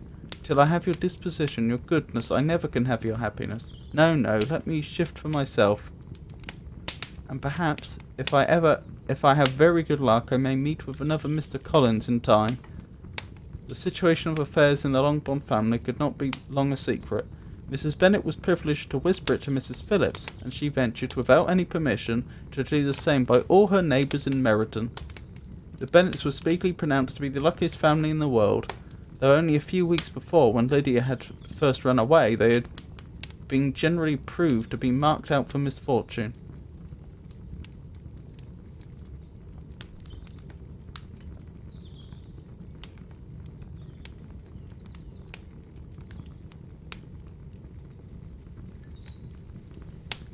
Chapter 56. One morning, about a week after Bingley's engagement with Jane had been formed, as he and the females of the family were sitting together in the dining room, their attention was suddenly drawn to the window by a sound of a carriage, and they perceived a chaise and four driving up the lane. It was too early in the morning for visitors, and besides, the equipage did not answer to that of any of their neighbours. The horses were post, and neither the carriage nor the livery of the servant who preceded it were familiar to them. The horses were post. I'm not sure what that means.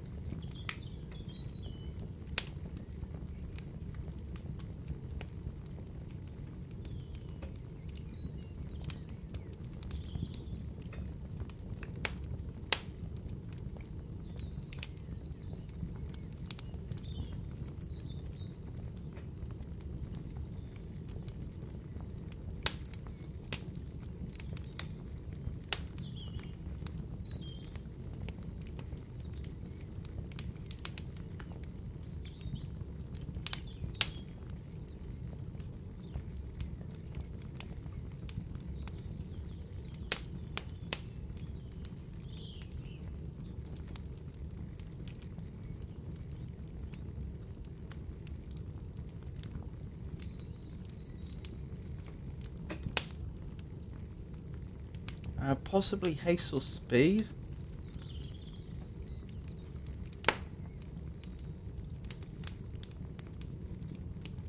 Or to travel with relays of horses, to travel by post horses, originally as a courier. That makes more sense. But I'm not sure how they would know that just by looking at them. To travel quickly, to hurry. To rise and sink in the saddle, in accordance with the motion of the horse, especially in trotting. Well, it wouldn't be that, because these horses are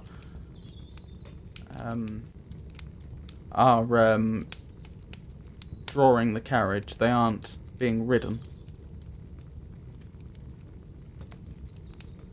With the post on post horses, by a relay of horses, changing every staging post, hence express with speed quickly.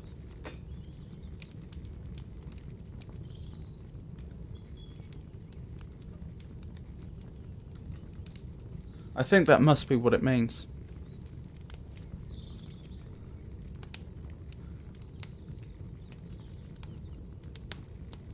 The horses were post, and neither the carriage nor the livery of the servant who preceded it were familiar to them.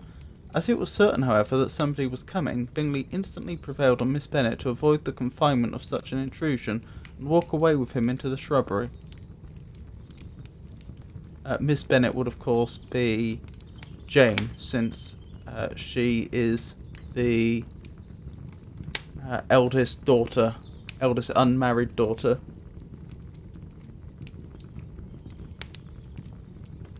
I wonder what he means by avoid the confinement. I think of confinement as being stuck in a small space. I wonder if there's another usage.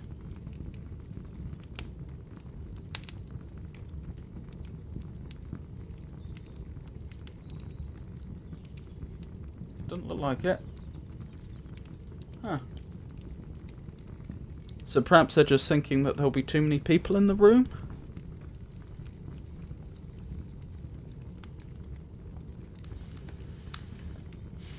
They both set off, and the conjectures of the remaining three continued, though with little satisfaction, till the door was thrown open and their visitor entered. It was Lady Catherine de Bourgh. They were of course all intending to be surprised, but their astonishment was beyond their expectation, and on the part of Mrs. Bennet and Kitty, though she was perfectly unknown to them, even inferior to what Elizabeth felt.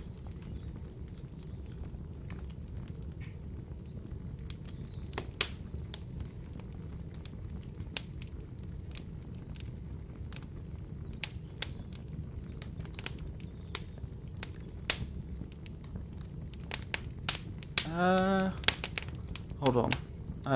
What does that mean? They were of course all intending to be surprised, but their astonishment was beyond their expectation, and on the part of Mrs. Bennet and Kitty,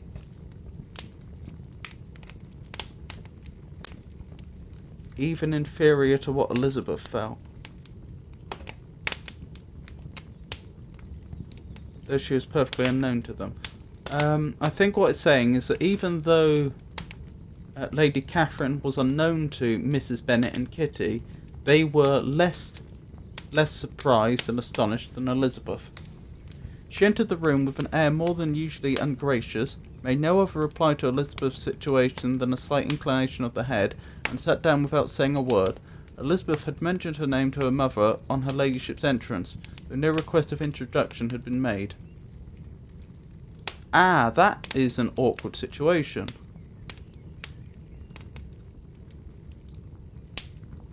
Because it is up to the superior individual to request an introduction of an inferior. So it could be interpreted that Elizabeth is being quite impertinent to just assume that an introduction should be made. But on the other hand, Lady Catherine has literally just walked into the front room of their home without any prior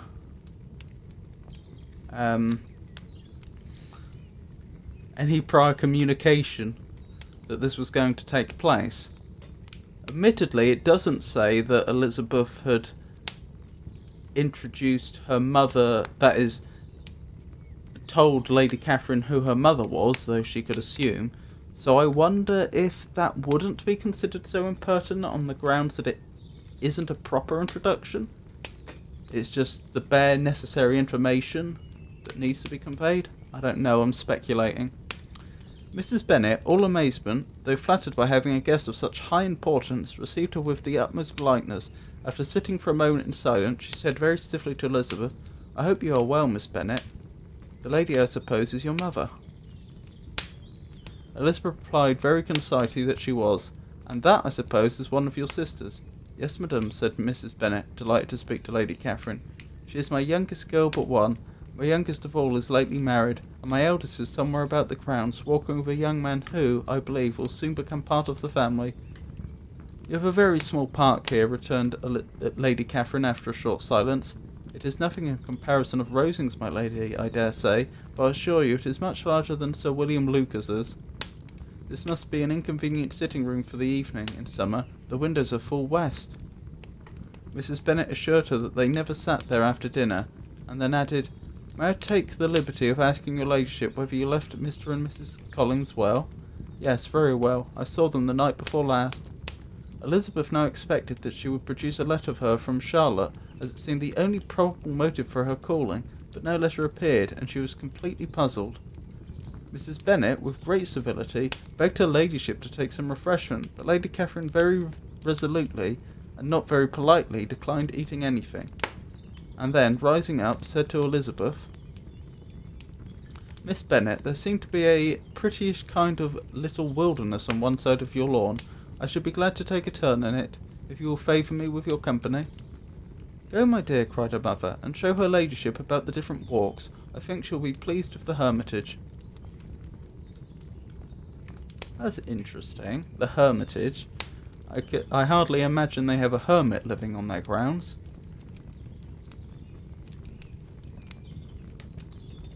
So I wonder what they're referring to there. A house or dwelling where a hermit lives, a place of seclusion or a period of seclusion. So I assume they have a secluded spot which they call the hermitage. Elizabeth obeyed, and running into her own room for her parasol, attended her noble guest downstairs as they passed through the hall. Lady Catherine opened the doors into the dining parlour and drawing room, and pronouncing them, and after a short survey, to be decent-looking rooms, walked on. Her carriage remained at the door, and Elizabeth saw that her waiting woman was in it. They proceeded in silence along the gravel walk that led to the copse. Elizabeth was determined to make no effort for conversation with a woman who was now more than usually insolent and disagreeable. "How could I ever think her like her nephew?" said she, as she looked in her face. As soon as they entered the copse, her nephew being Mr. Darcy, Lady Catherine began in the following manner. "You can be at no loss, Miss Bennet, to understand the reason of my journey hither. Your own heart, your own conscience must tell you why I come." Elizabeth looked with unaffected astonishment. Affected generally means something that's put on and fake. So unaffected meaning she is genuinely astonished. Influenced or changed by something, simulated in order to impress. Yeah.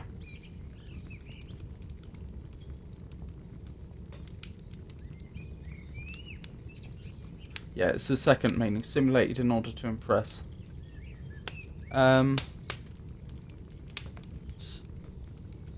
Elizabeth looked with unaffected astonishment. "Indeed, you are mistaken, madame. I have not been at all able to account for the honour of seeing you here." "Miss Bennet," replied her ladyship in an angry tone, "you ought to know that I am not to be trifled with. But however insincere you may choose to be, you shall not find me so. My character has ever been celebrated for its sincerity and frankness, and in course of such moments as this, I shall certainly not depart from it. A report of a most alarming nature reached me 2 days ago. I was told that not only your sister was on the point of being most advantageously married, but that Miss Elizabeth Bennet would, in all likelihood, be soon afterwards united to my nephew, my own nephew, Mr. Darcy. Though I know it must be a scandalous falsehood, though I would not injure him so much as to suppose the truth of it possible, I instantly resolved on setting off for this place, that I might make my sentiments known to you."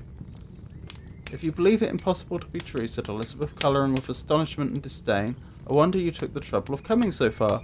What could your ladyship propose by it?" "I wanted to insist upon having such a report universally contradicted." "Your coming to Longbourn to see me and my family," said Elizabeth coolly, "will be rather a confirmation of it, if indeed such a report is in existence." "If? Do you then pretend to be ignorant of it? Has it not been industriously circulated by yourselves? Do you not know that such a report is spread abroad?" "I never heard that it was, and you can likewise declare that there is no foundation in it. I do not pretend to possess equal frankness with your ladyship. You may ask questions which I shall not choose to answer." "This is not to be borne, Miss Bennet. I insist on being satisfied. Has my nephew, made you an offer of marriage? Your ladyship has declared it to be impossible." "It ought to be so. It must be so, while he retains the use of his reason. But your arts and allurements may, in a moment of infatuation, have made him forget what he owes to himself and to all his family. You may have drawn him in. If I have, I shall be the last person to confess to it." "Miss Bennet, do you know who I am? Have you not been accustomed to such language as this? I am almost the nearest relation he has in the world, and I am entitled to know all his dearest concerns. But you are not entitled to know mine. Nor will such behaviour as this ever induce me to be explicit.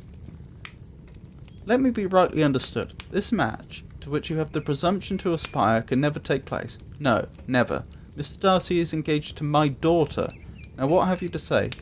Only this, that if he is so, and you can have no reason to suppose he will make an offer to me." Lady Catherine hesitated for a moment, and then replied, "The engagement between them is of a peculiar kind. From their infancy they have been intended for each other. It was the favourite wish of his mother, as well as of hers.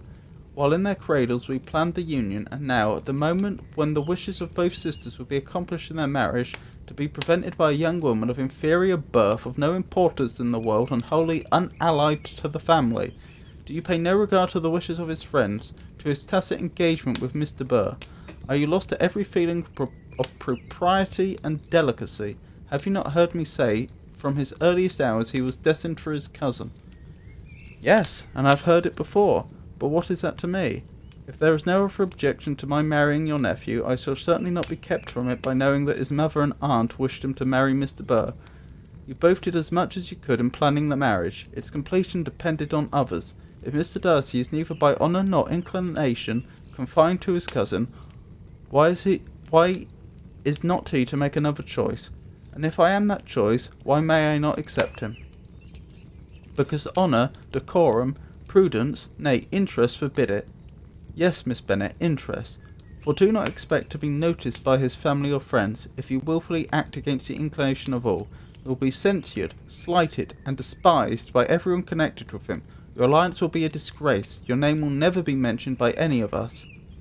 These are heavy misfortunes, replied Elizabeth, but the wife of Mr. Darcy must have such extraordinary sources of happiness necessarily attached to her situation, that she could, upon the whole, have no cause to repine. Obstinate, headstrong girl, I am ashamed of you. Is this your gratitude for my attentions to you last spring? Is nothing due to me on that score? Let us sit down. You are to understand, Miss Bennet, that I come here with the determined resolution of carrying my purpose, nor will I be dissuaded from it. I have not been used to submit to any person's whims. I have not been in the habit of brooking disappointment. That will make your ladyship's situation at present more pitiable, but it will have no effect on me. I will not be interrupted. Hear me in silence. My daughter and my nephew are formed for each other. They are descended, on the maternal side, from the same noble line, and on the father's from respectable, honourable, and ancient, though untitled, families. Their fortune on both sides is splendid. They are destined for each other by the voice of every member of their respective houses, and what is it to divide them? The upstart pretensions of a young woman without family, connections, or fortune.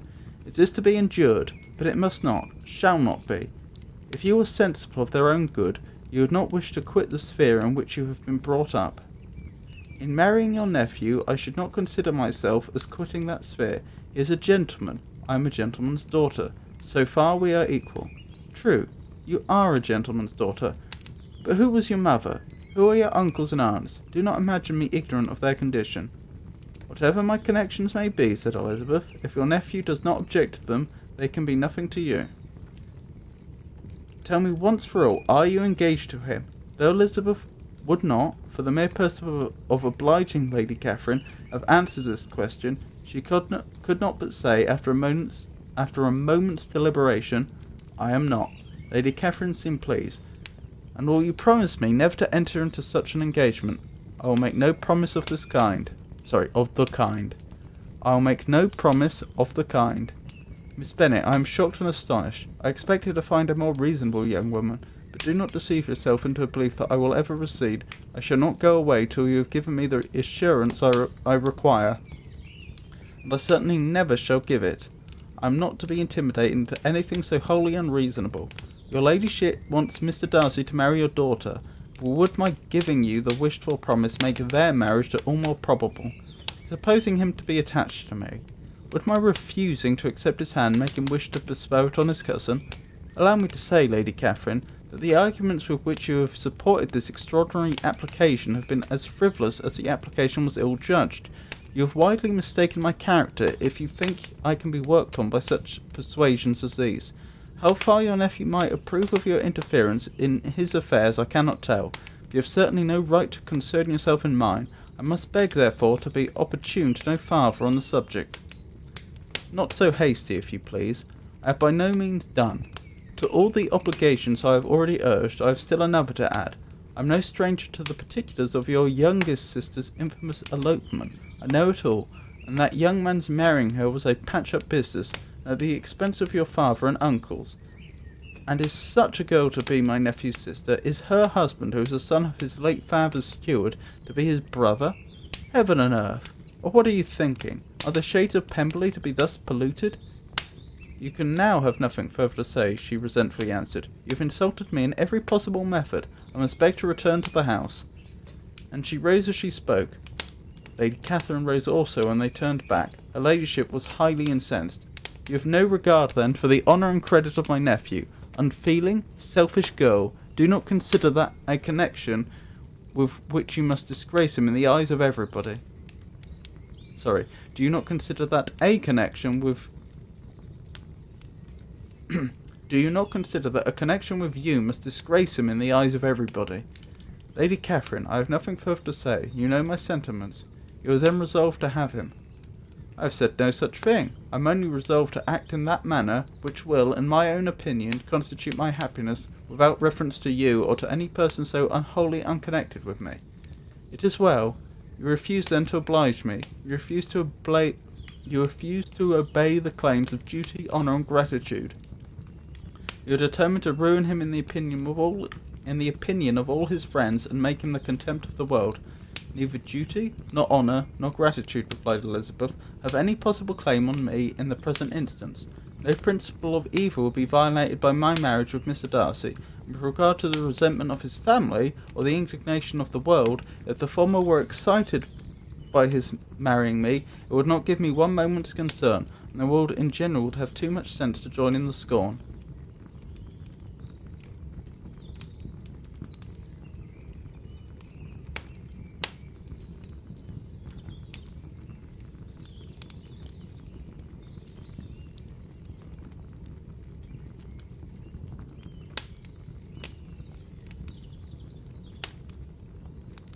Oh, I see.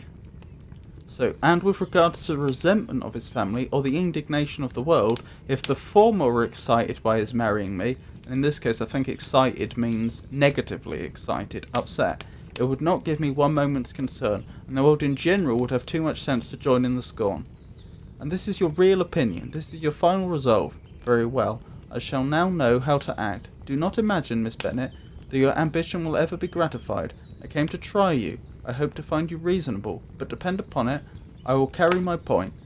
In this manner Lady Catherine talked on till they were at the door of the carriage, when turning hastily round she added, I take no leave of you, Miss Bennet. I send no compliments to your mother. You deserve no such attention. I am most seriously displeased. Elizabeth made no answer, and without attempting to persuade her ladyship to return into the house, walked quietly into it herself. She heard the carriage drive away as she proceeded upstairs. Her mother impatiently met her at the door of the dressing-room to ask why Lady Catherine would not come in again and rest herself. She did not choose it, said her daughter. She would go. She is a very fine-looking woman, and her calling here was prodigiously civil, for she only came, I suppose, to tell us the Collinses were well. She is on her road somewhere, I dare say, and so passing through Meryton, thought she might as well call on you. I suppose she had nothing particular to say to you, Lizzie. Elizabeth was forced to give into a little falsehood here, for to acknowledge the substance of their conversation was impossible.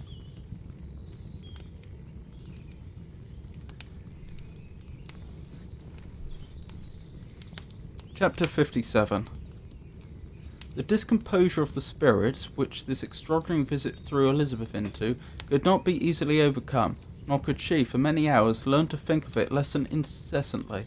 Lady Catherine, it appeared, had actually taken the trouble of this journey from Rosings for the sole purpose of breaking off her supposed engagement with Mr. Darcy.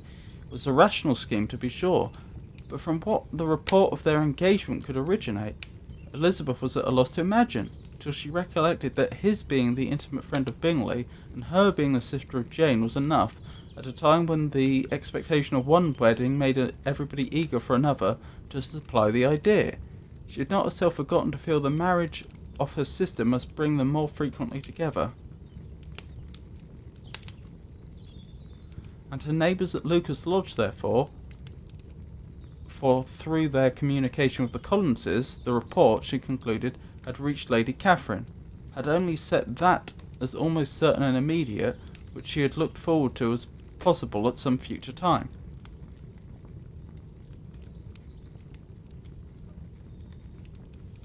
In revolting Lady Catherine's expressions, however, she could not help feeling some uneasiness as to the possible consequence of her persisting in the interference. From what she had said of her resolution to prevent their marriage, it occurred to Elizabeth that she must meditate an application to her nephew, and how she might take a similar representation of the evils attached to a connection with her, she dared not pronounce.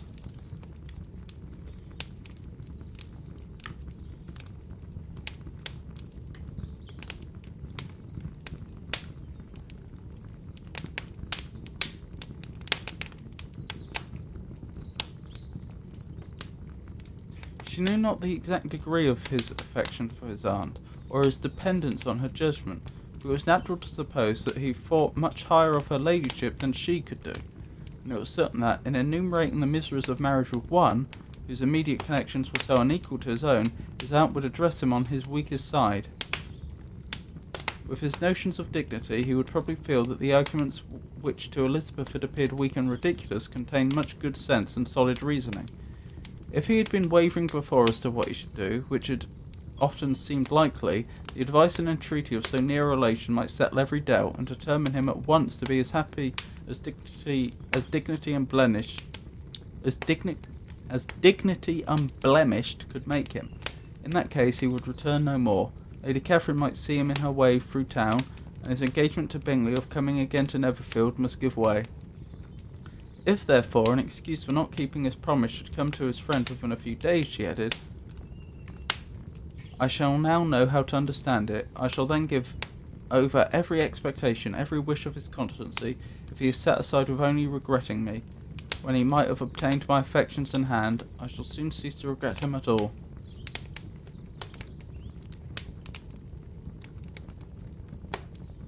The surprise of the rest of the family on hearing who their visitor had been was very great. They obligingly satisfied it with the same kind of supposition which had appeased Mrs. Bennet's curiosity, and Elizabeth was spared from much teasing on the subject. Next morning, as she was going downstairs, she was met by her father, who came out of his library with a letter in his hand. Lizzie, said he, I'm going to look for you. Come into my room. She followed him thither, and her curiosity to know what he had to tell her was heightened by the supposition of it being in some manner connected with the letter he had held. It suddenly struck her that it might be from Lady Catherine. She anticipated with dismay all the consequent explanations. She followed her father to the fireplace, and they both sat down. He then said, I've received a letter this morning that has astonished me exceedingly. As it principally concerns yourself, you ought to know its contents. I did not know before that I had 2 daughters on the brink of matrimony. Let me congratulate you on a very important conquest. The colour now rushed into Elizabeth's cheeks, and the instantaneous conviction of it being a letter from the nephew instead of the aunt, she was undetermined whether most to be pleased that he explained herself at all. Sorry, let me say that again. The colour now rushed into Elizabeth's cheeks, and the instantaneous conviction of its being a letter from the nephew instead of the aunt, and she was undetermined whether most to be pleased that he explained himself at all, or offended that his letter was not rather addressed to herself, when her father continued, You look conscious.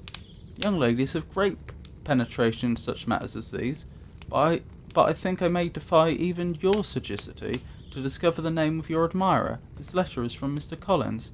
From Mr. Collins, and what can he have to say? Something very much to the purpose of the cause. He begins with congratulations on the approaching nuptials of my eldest daughter, of which it seems he has been told by some of the good-natured gossiping Lucases. I shall not sport with your impatience by reading what he says on that point. What relates to yourself is as follows. Having thus offered you the sincere congratulations of Mrs. Collins and myself on this happy event, let me now add a short hint on the subject of another, of which we have been advertised by the same authority. Your daughter Elizabeth, it is presumed, will not long bear the name of Bennet, after her elder sister has resigned it, and the chosen partner of her fate may be reasonably looked up to as one of the most illustrious personages in this land.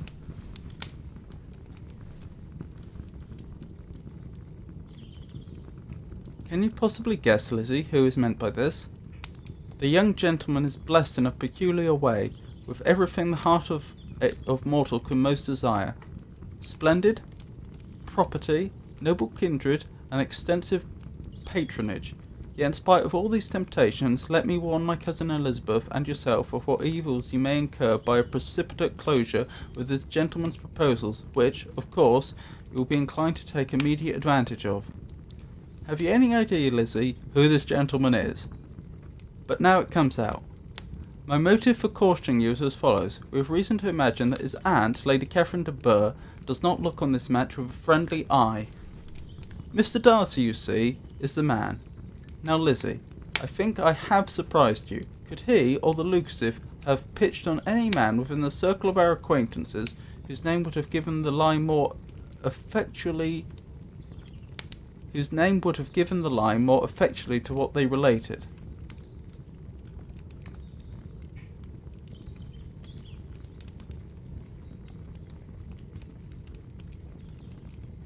Mr. Darcy, who never looks at any woman but to see a blemish, and who probably never looked at you in his life. It is admirable.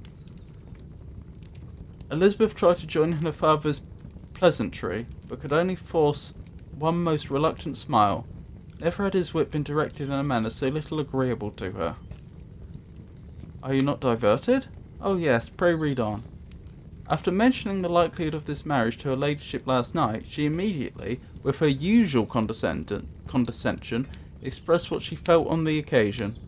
When it became apparent that on the score of some family objections on the part of my cousin, she would never give her consent to what she termed so disgraceful a match, I thought it my duty to give the speediest intelligence of this to my cousin, that she and her noble admirer may be aware of what they are about, and not run hastily into a marriage which has not been properly sanctioned. Mr. Collins moreover adds, I am truly rejoiced that my cousin Lydia's sad business has been so well hushed up, and am only concerned that their living together before the marriage took place should be so generally known. I must not, however, neglect the duties of my station, or refrain from declaring my amazement at hearing that you received the young couple into your house as soon as they were married.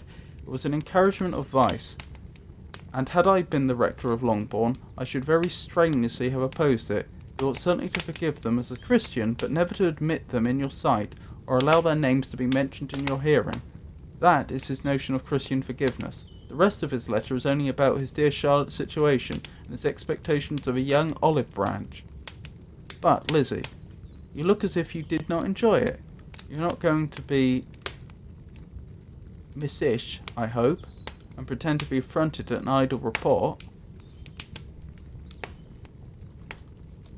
Miss-ish? Like a young miss, perhaps? Oh. Dated. Prim and prudish. Interesting.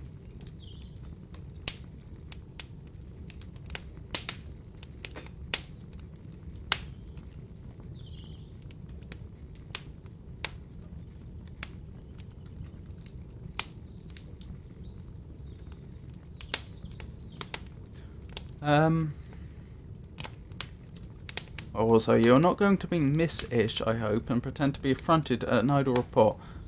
For what do we live but to make sport for our neighbours and laugh at them in our turn? Oh, cried Elizabeth, I'm excessively diverted, but it is so strange. Yes, that is what makes it amusing. Had they fixed on any other man, it would have been nothing, but his perfect indifference and your pointed dislike make it so delightfully absurd. Much as I abominate writing, I would not give up Mr. Collins's correspondence for any consideration. Nay, when I read a letter of his, I cannot help giving him the preference even over Wickham, much as I value the impudence and hypocrisy of my son-in-law. And pray, Lizzie, what said Lady Catherine about this report? Did she call to refuse her consent? To this question his daughter replied only with a laugh, and as it had been asked without the least suspicion, she was not distressed by his repeating it. Elizabeth had never been more at a loss to make her feelings appear what they were not. It was necessary to laugh when she would rather have cried.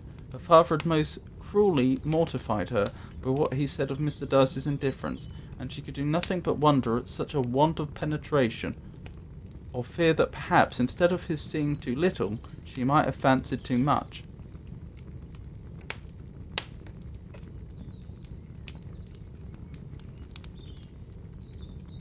I wonder if by want of penetration they mean want of an ability to perceive the deeper meaning of something.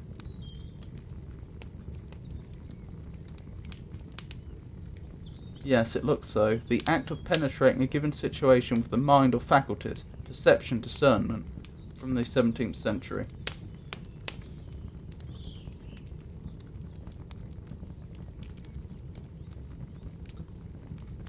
So,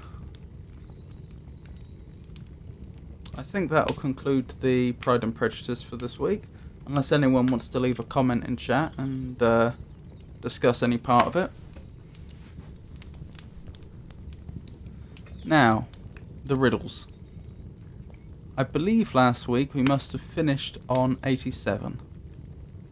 So that's where we will begin by recapping.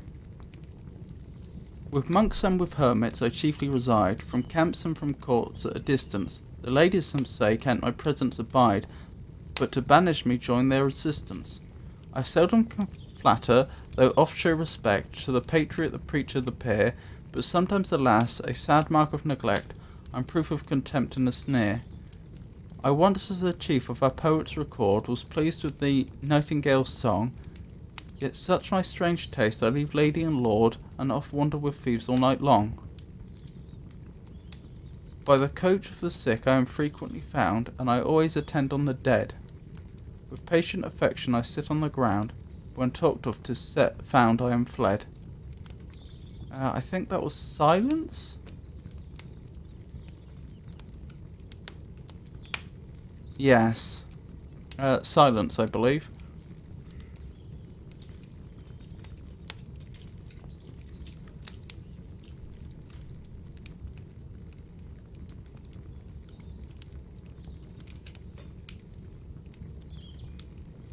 So what was it, 87 we were on? Silence.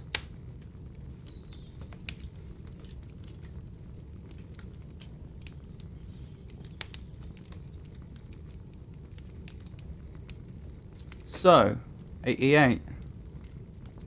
To various things I owe by birth, and lived in earliest times on earth. When wandering Eve returned to Adam, I first appeared to guilty Madam. And she, poor soul, with small delight, beheld the strange unusual sight. For know I have a pretty sister, and Eve till then had never missed her. For we, 'tis very odd you'll say, together can agree to stay, when she appears I fly away. Oh, sorry, together can't agree to stay, for when she appears I fly away. Together never once were seen, though often same place have been. But as above all price she's rated, by all that see me I am hated. Now if you show so little wit, as neither of our names to hit, oh, may you never my sister see, but ever, ever meet with me. Interesting.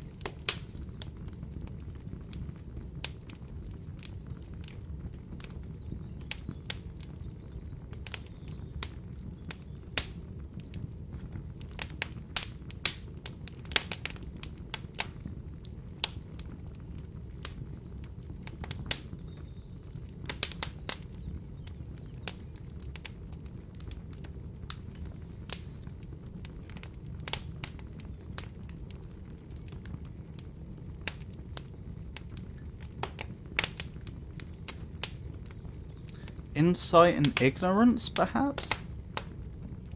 To various things I owe by birth.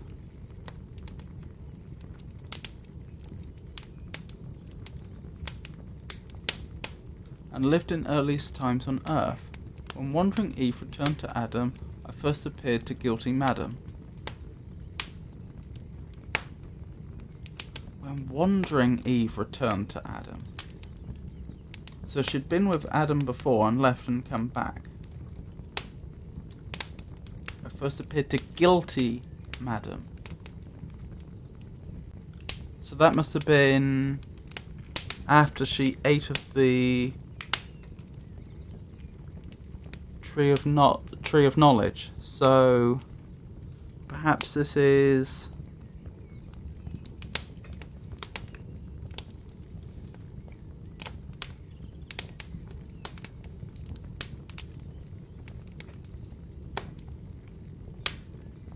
innocence and something else? And she, poor soul, with small delight beheld the strange unusual sight. For know I have a pretty sister, and Eve till then had never missed her. For we, 'tis very odd you'll say, together can't agree to stay. When she appears I fly away. Together never once were seen, though oft in the same place have been. But as above all price she's rated, by all that see me I am hated. For now if you show so little wit, as neither of our names to hit, oh, may you never my sister see, but ever meet with me. That does sound more like ignorance than insight, doesn't it? But I'm not entirely convinced.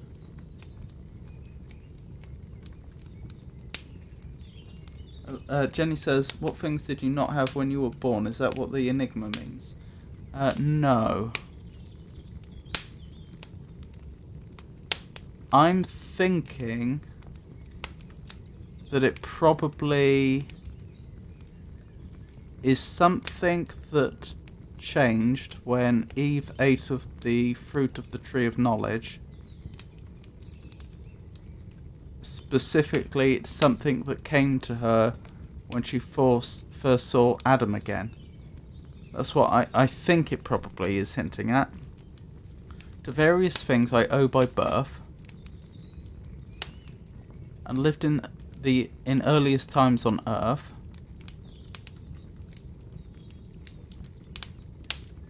So I think that just means that this thing was born in a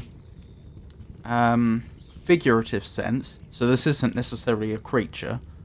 You know, you could say that darkness is born when the lights go out.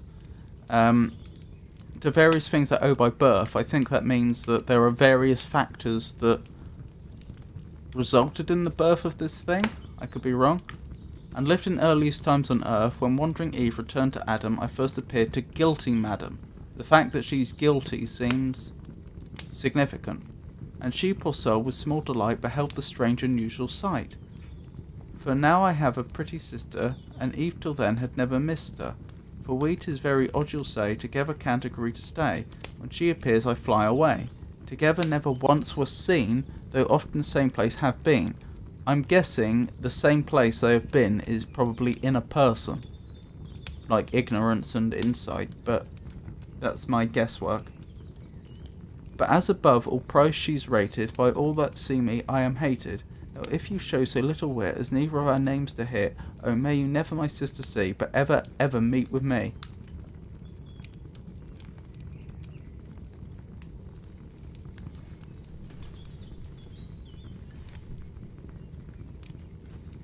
Jenny says, Eve and Adam, something you didn't have when you were born. Close. I don't think it's something you didn't have when you were born.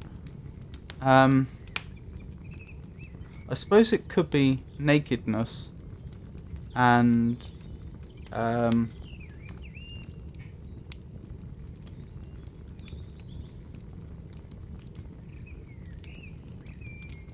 mean, what would the opposite be? Being clothed.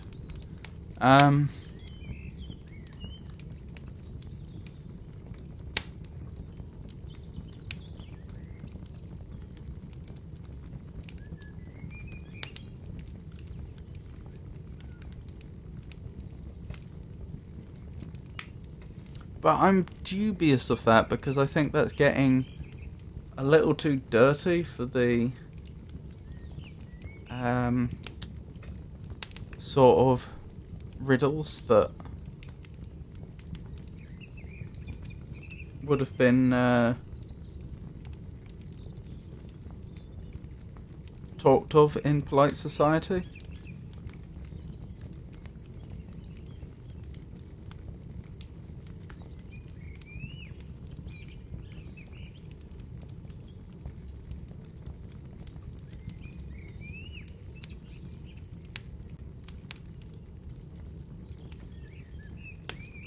So again, ignorance and insight seems more likely, but I still feel like I might be missing something more specific. To various things I owe by birth, and lived in earliest times on earth, when wandering Eve returned to Adam, I first appeared to guilty madam. Embarrassment? Possibly? No, because embarrassment isn't hated. And she, poor soul, with small delight, beheld the strange unusual sight.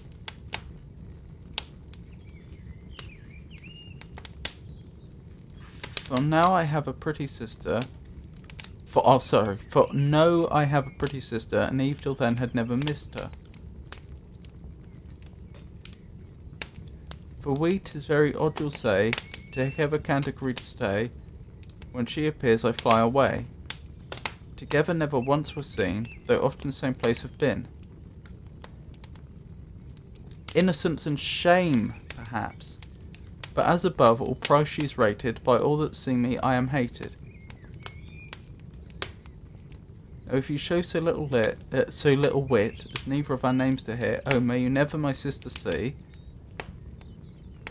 Ignorance. That doesn't make sense, does it? But ever meet with me.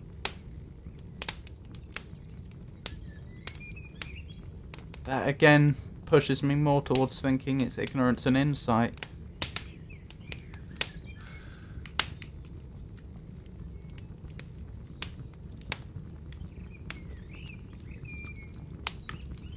I'd be surprised if it's closed, Jenny.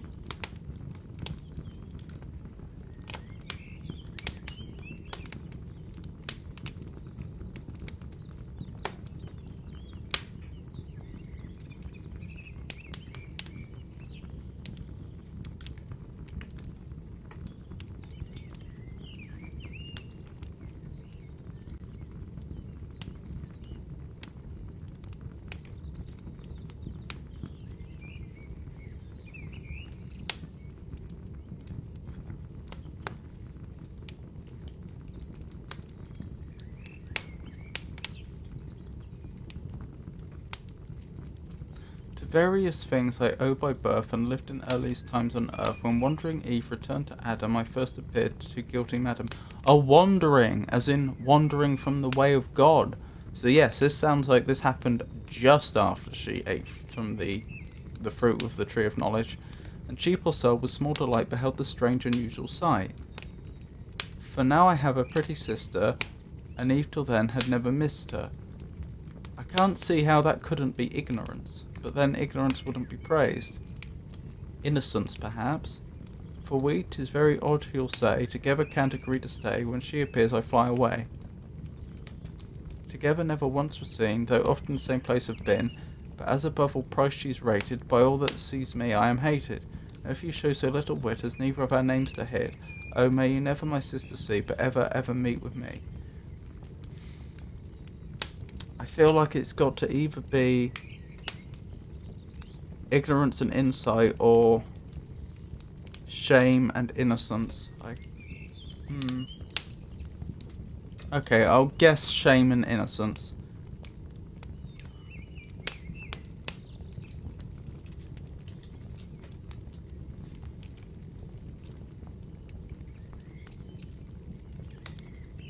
This is 88, isn't it? A frown and a smile.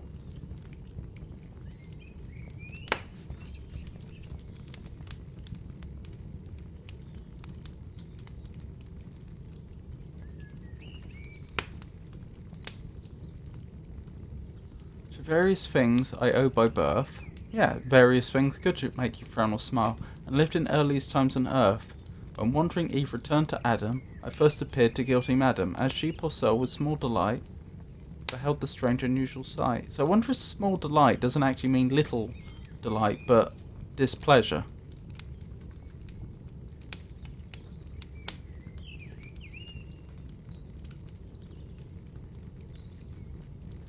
For now I have a pretty sister, a smile, and Eve till then had never missed her. For we, 'tis very odd you'll say, together can't agree to stay. When she appears I fly away. Together never once were seen, though often the same place have been. For as above all price she's rated, by all that see me I am hated. Now if you show so little wit as neither of our names to hear, oh, may you never my sister see, but ever meet with me. Smile, Jenny says, but why are these pretty? Smiles are considered pretty, frowns aren't. So that makes sense. I wouldn't have guessed it, but that makes sense. Uh, 89. In subterraneous caverns, dark and deep, where night and silence constant vigils keep, a creature neither male nor female's found, which strange to tell is oft in wedlock bound, produces young, well known to all mankind, used by the young and old, even by the blind, cold to the touch, insensible of pain, decays with age, and then grows young again.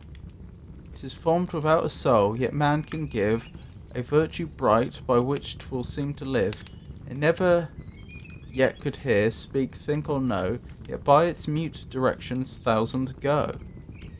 Fair ladies oft delighted to it sing, and oft for using it the thoughtless swing. Swift messages it often sends abroad, and streaming blood too often marks the road. Infinite good to man from it has sprung, and arts and commerce long its praise has sung.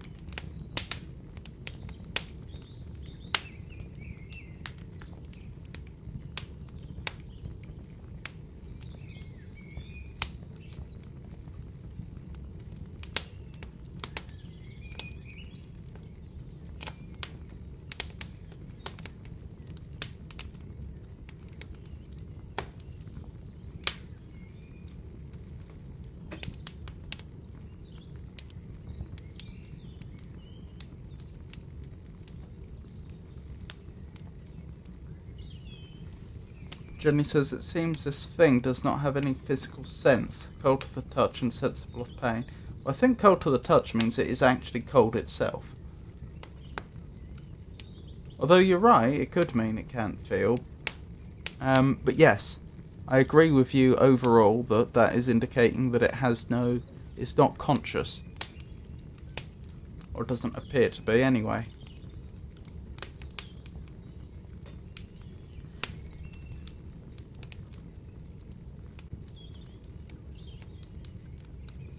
Decays with age and then grows young again. That's the one that's confusing me. A lot of this would make sense to me as gold. In subterranean caverns, dark and deep, where night and silence constant vigils keep, you'd find gold there, yes. A creature neither male nor female's found, which strange to tell is often wedlock bound. Well, a gold ring. I realise that it itself is not in wedlock, but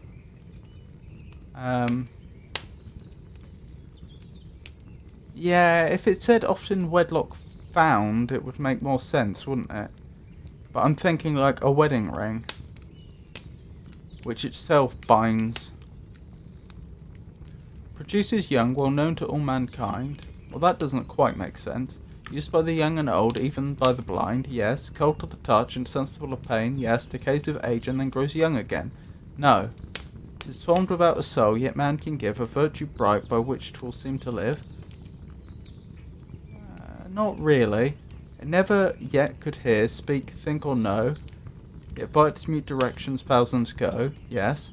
Fair ladies oft alike to it sing, possibly, and oft for using it the faultless swing, yes. Swift messages it often sends abroad, possibly, and streaming blood too often marks the road. It's not clear.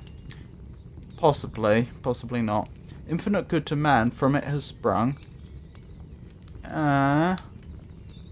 And arts and commerce long its praise has sung, yes.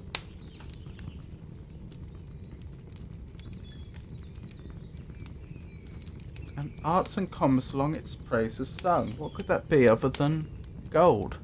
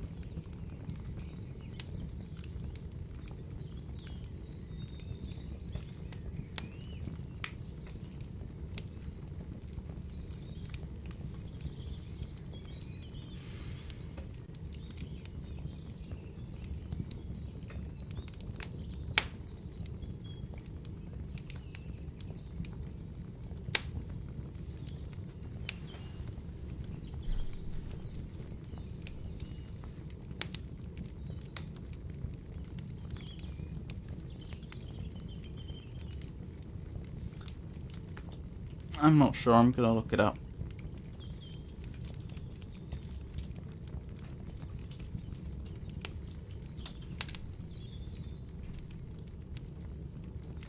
This is 89, I think.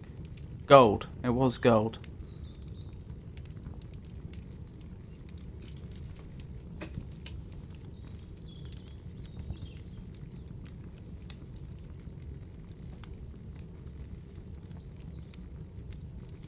I do wonder what they mean by in lines like decays with age and then grows young again.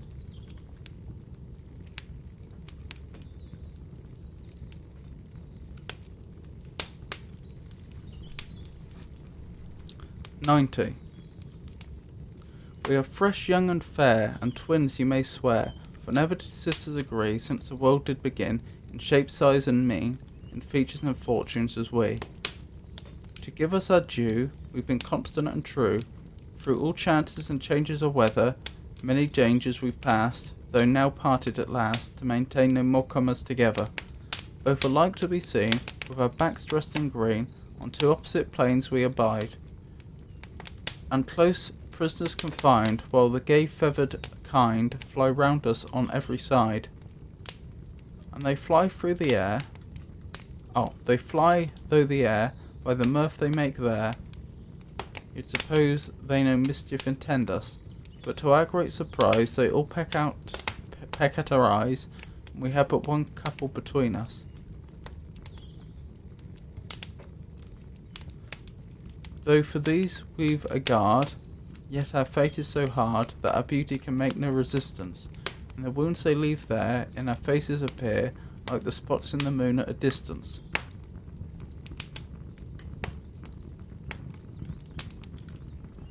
But what we can't cure, we with patience endure, and will keep you no more in the dark. For by this borrowed light, you'll take your aim right, and fair ladies, you can't miss your mark."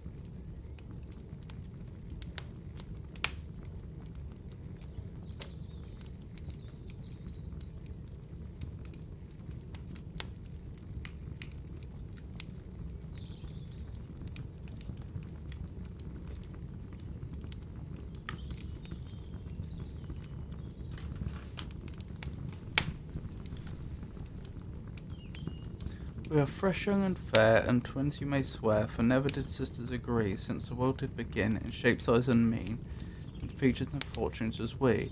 To give us our due, we've been constant and true, through all chances and changes of weather, many dangers we passed, though now parted at last, to maintain no more commerce together.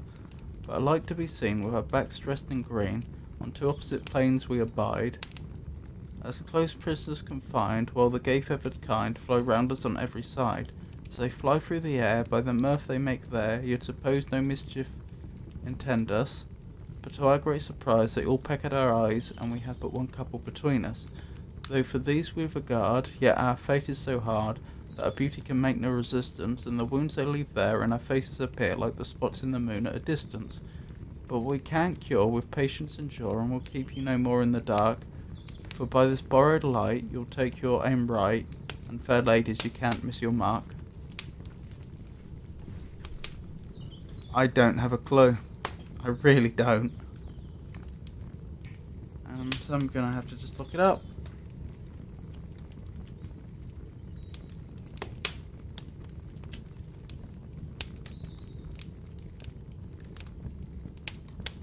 So we're on 90. What?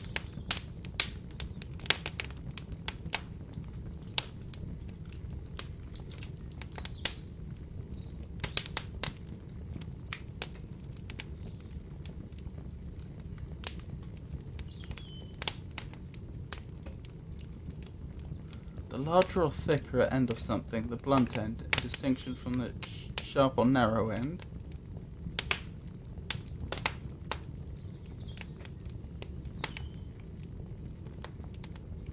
The waste end of anything. An end of something often distinguished in some way from the other end.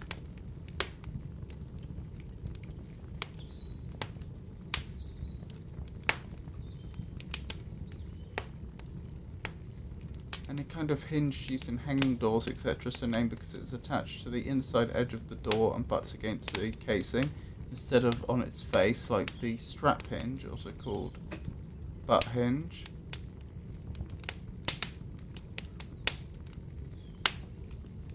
A limit, or a bound, a goal, the extreme bound, the end.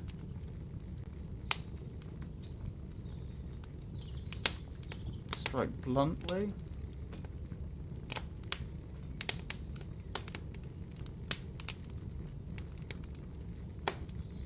An English measure of capacity for liquids containing 126 wine gallons, which is 1/2 ton, equivalent to the pipe.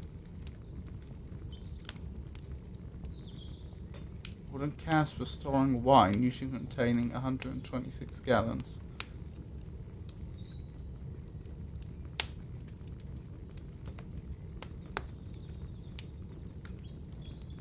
A heavy two-wheeled cart. A three-wheeled cart resembling a wheelbarrow. The shoulder of an owl, especially the portion above the picnic, as a cut of meat.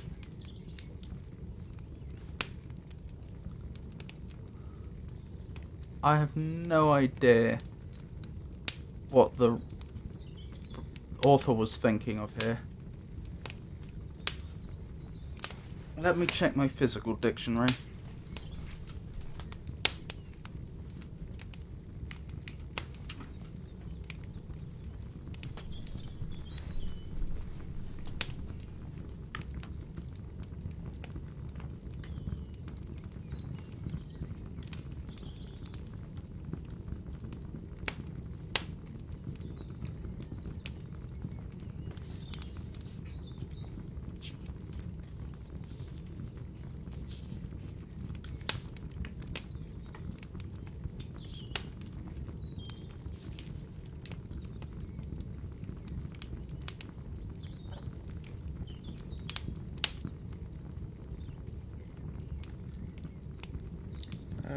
Why not ale cask? Thicker end, especially of a taller weapon.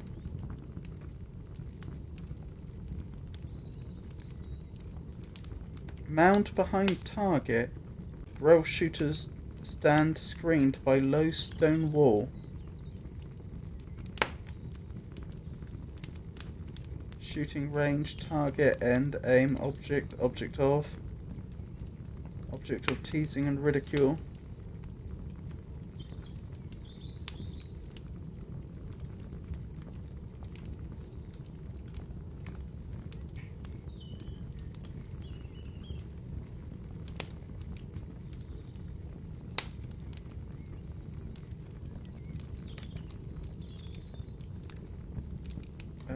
Push with the head, run into, meet end to end. Yeah, I still have no idea. I don't know.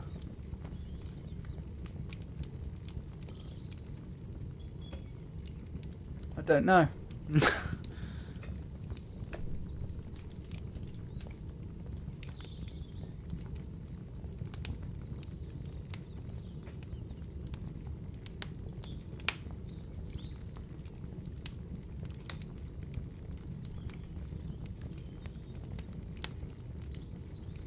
So, bit of a perplexing ending there.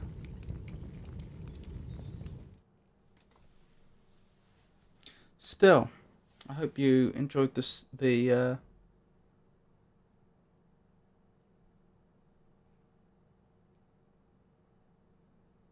hope you enjoyed the stream, everybody. I'll be streaming again on Friday with more Riven. Saturday I'll probably also be doing more Riven. And Monday I'll probably also be doing more Riven. Unless I manage to finish the game in the meantime. And then next Wednesday we'll be back to poetry, prose and riddles.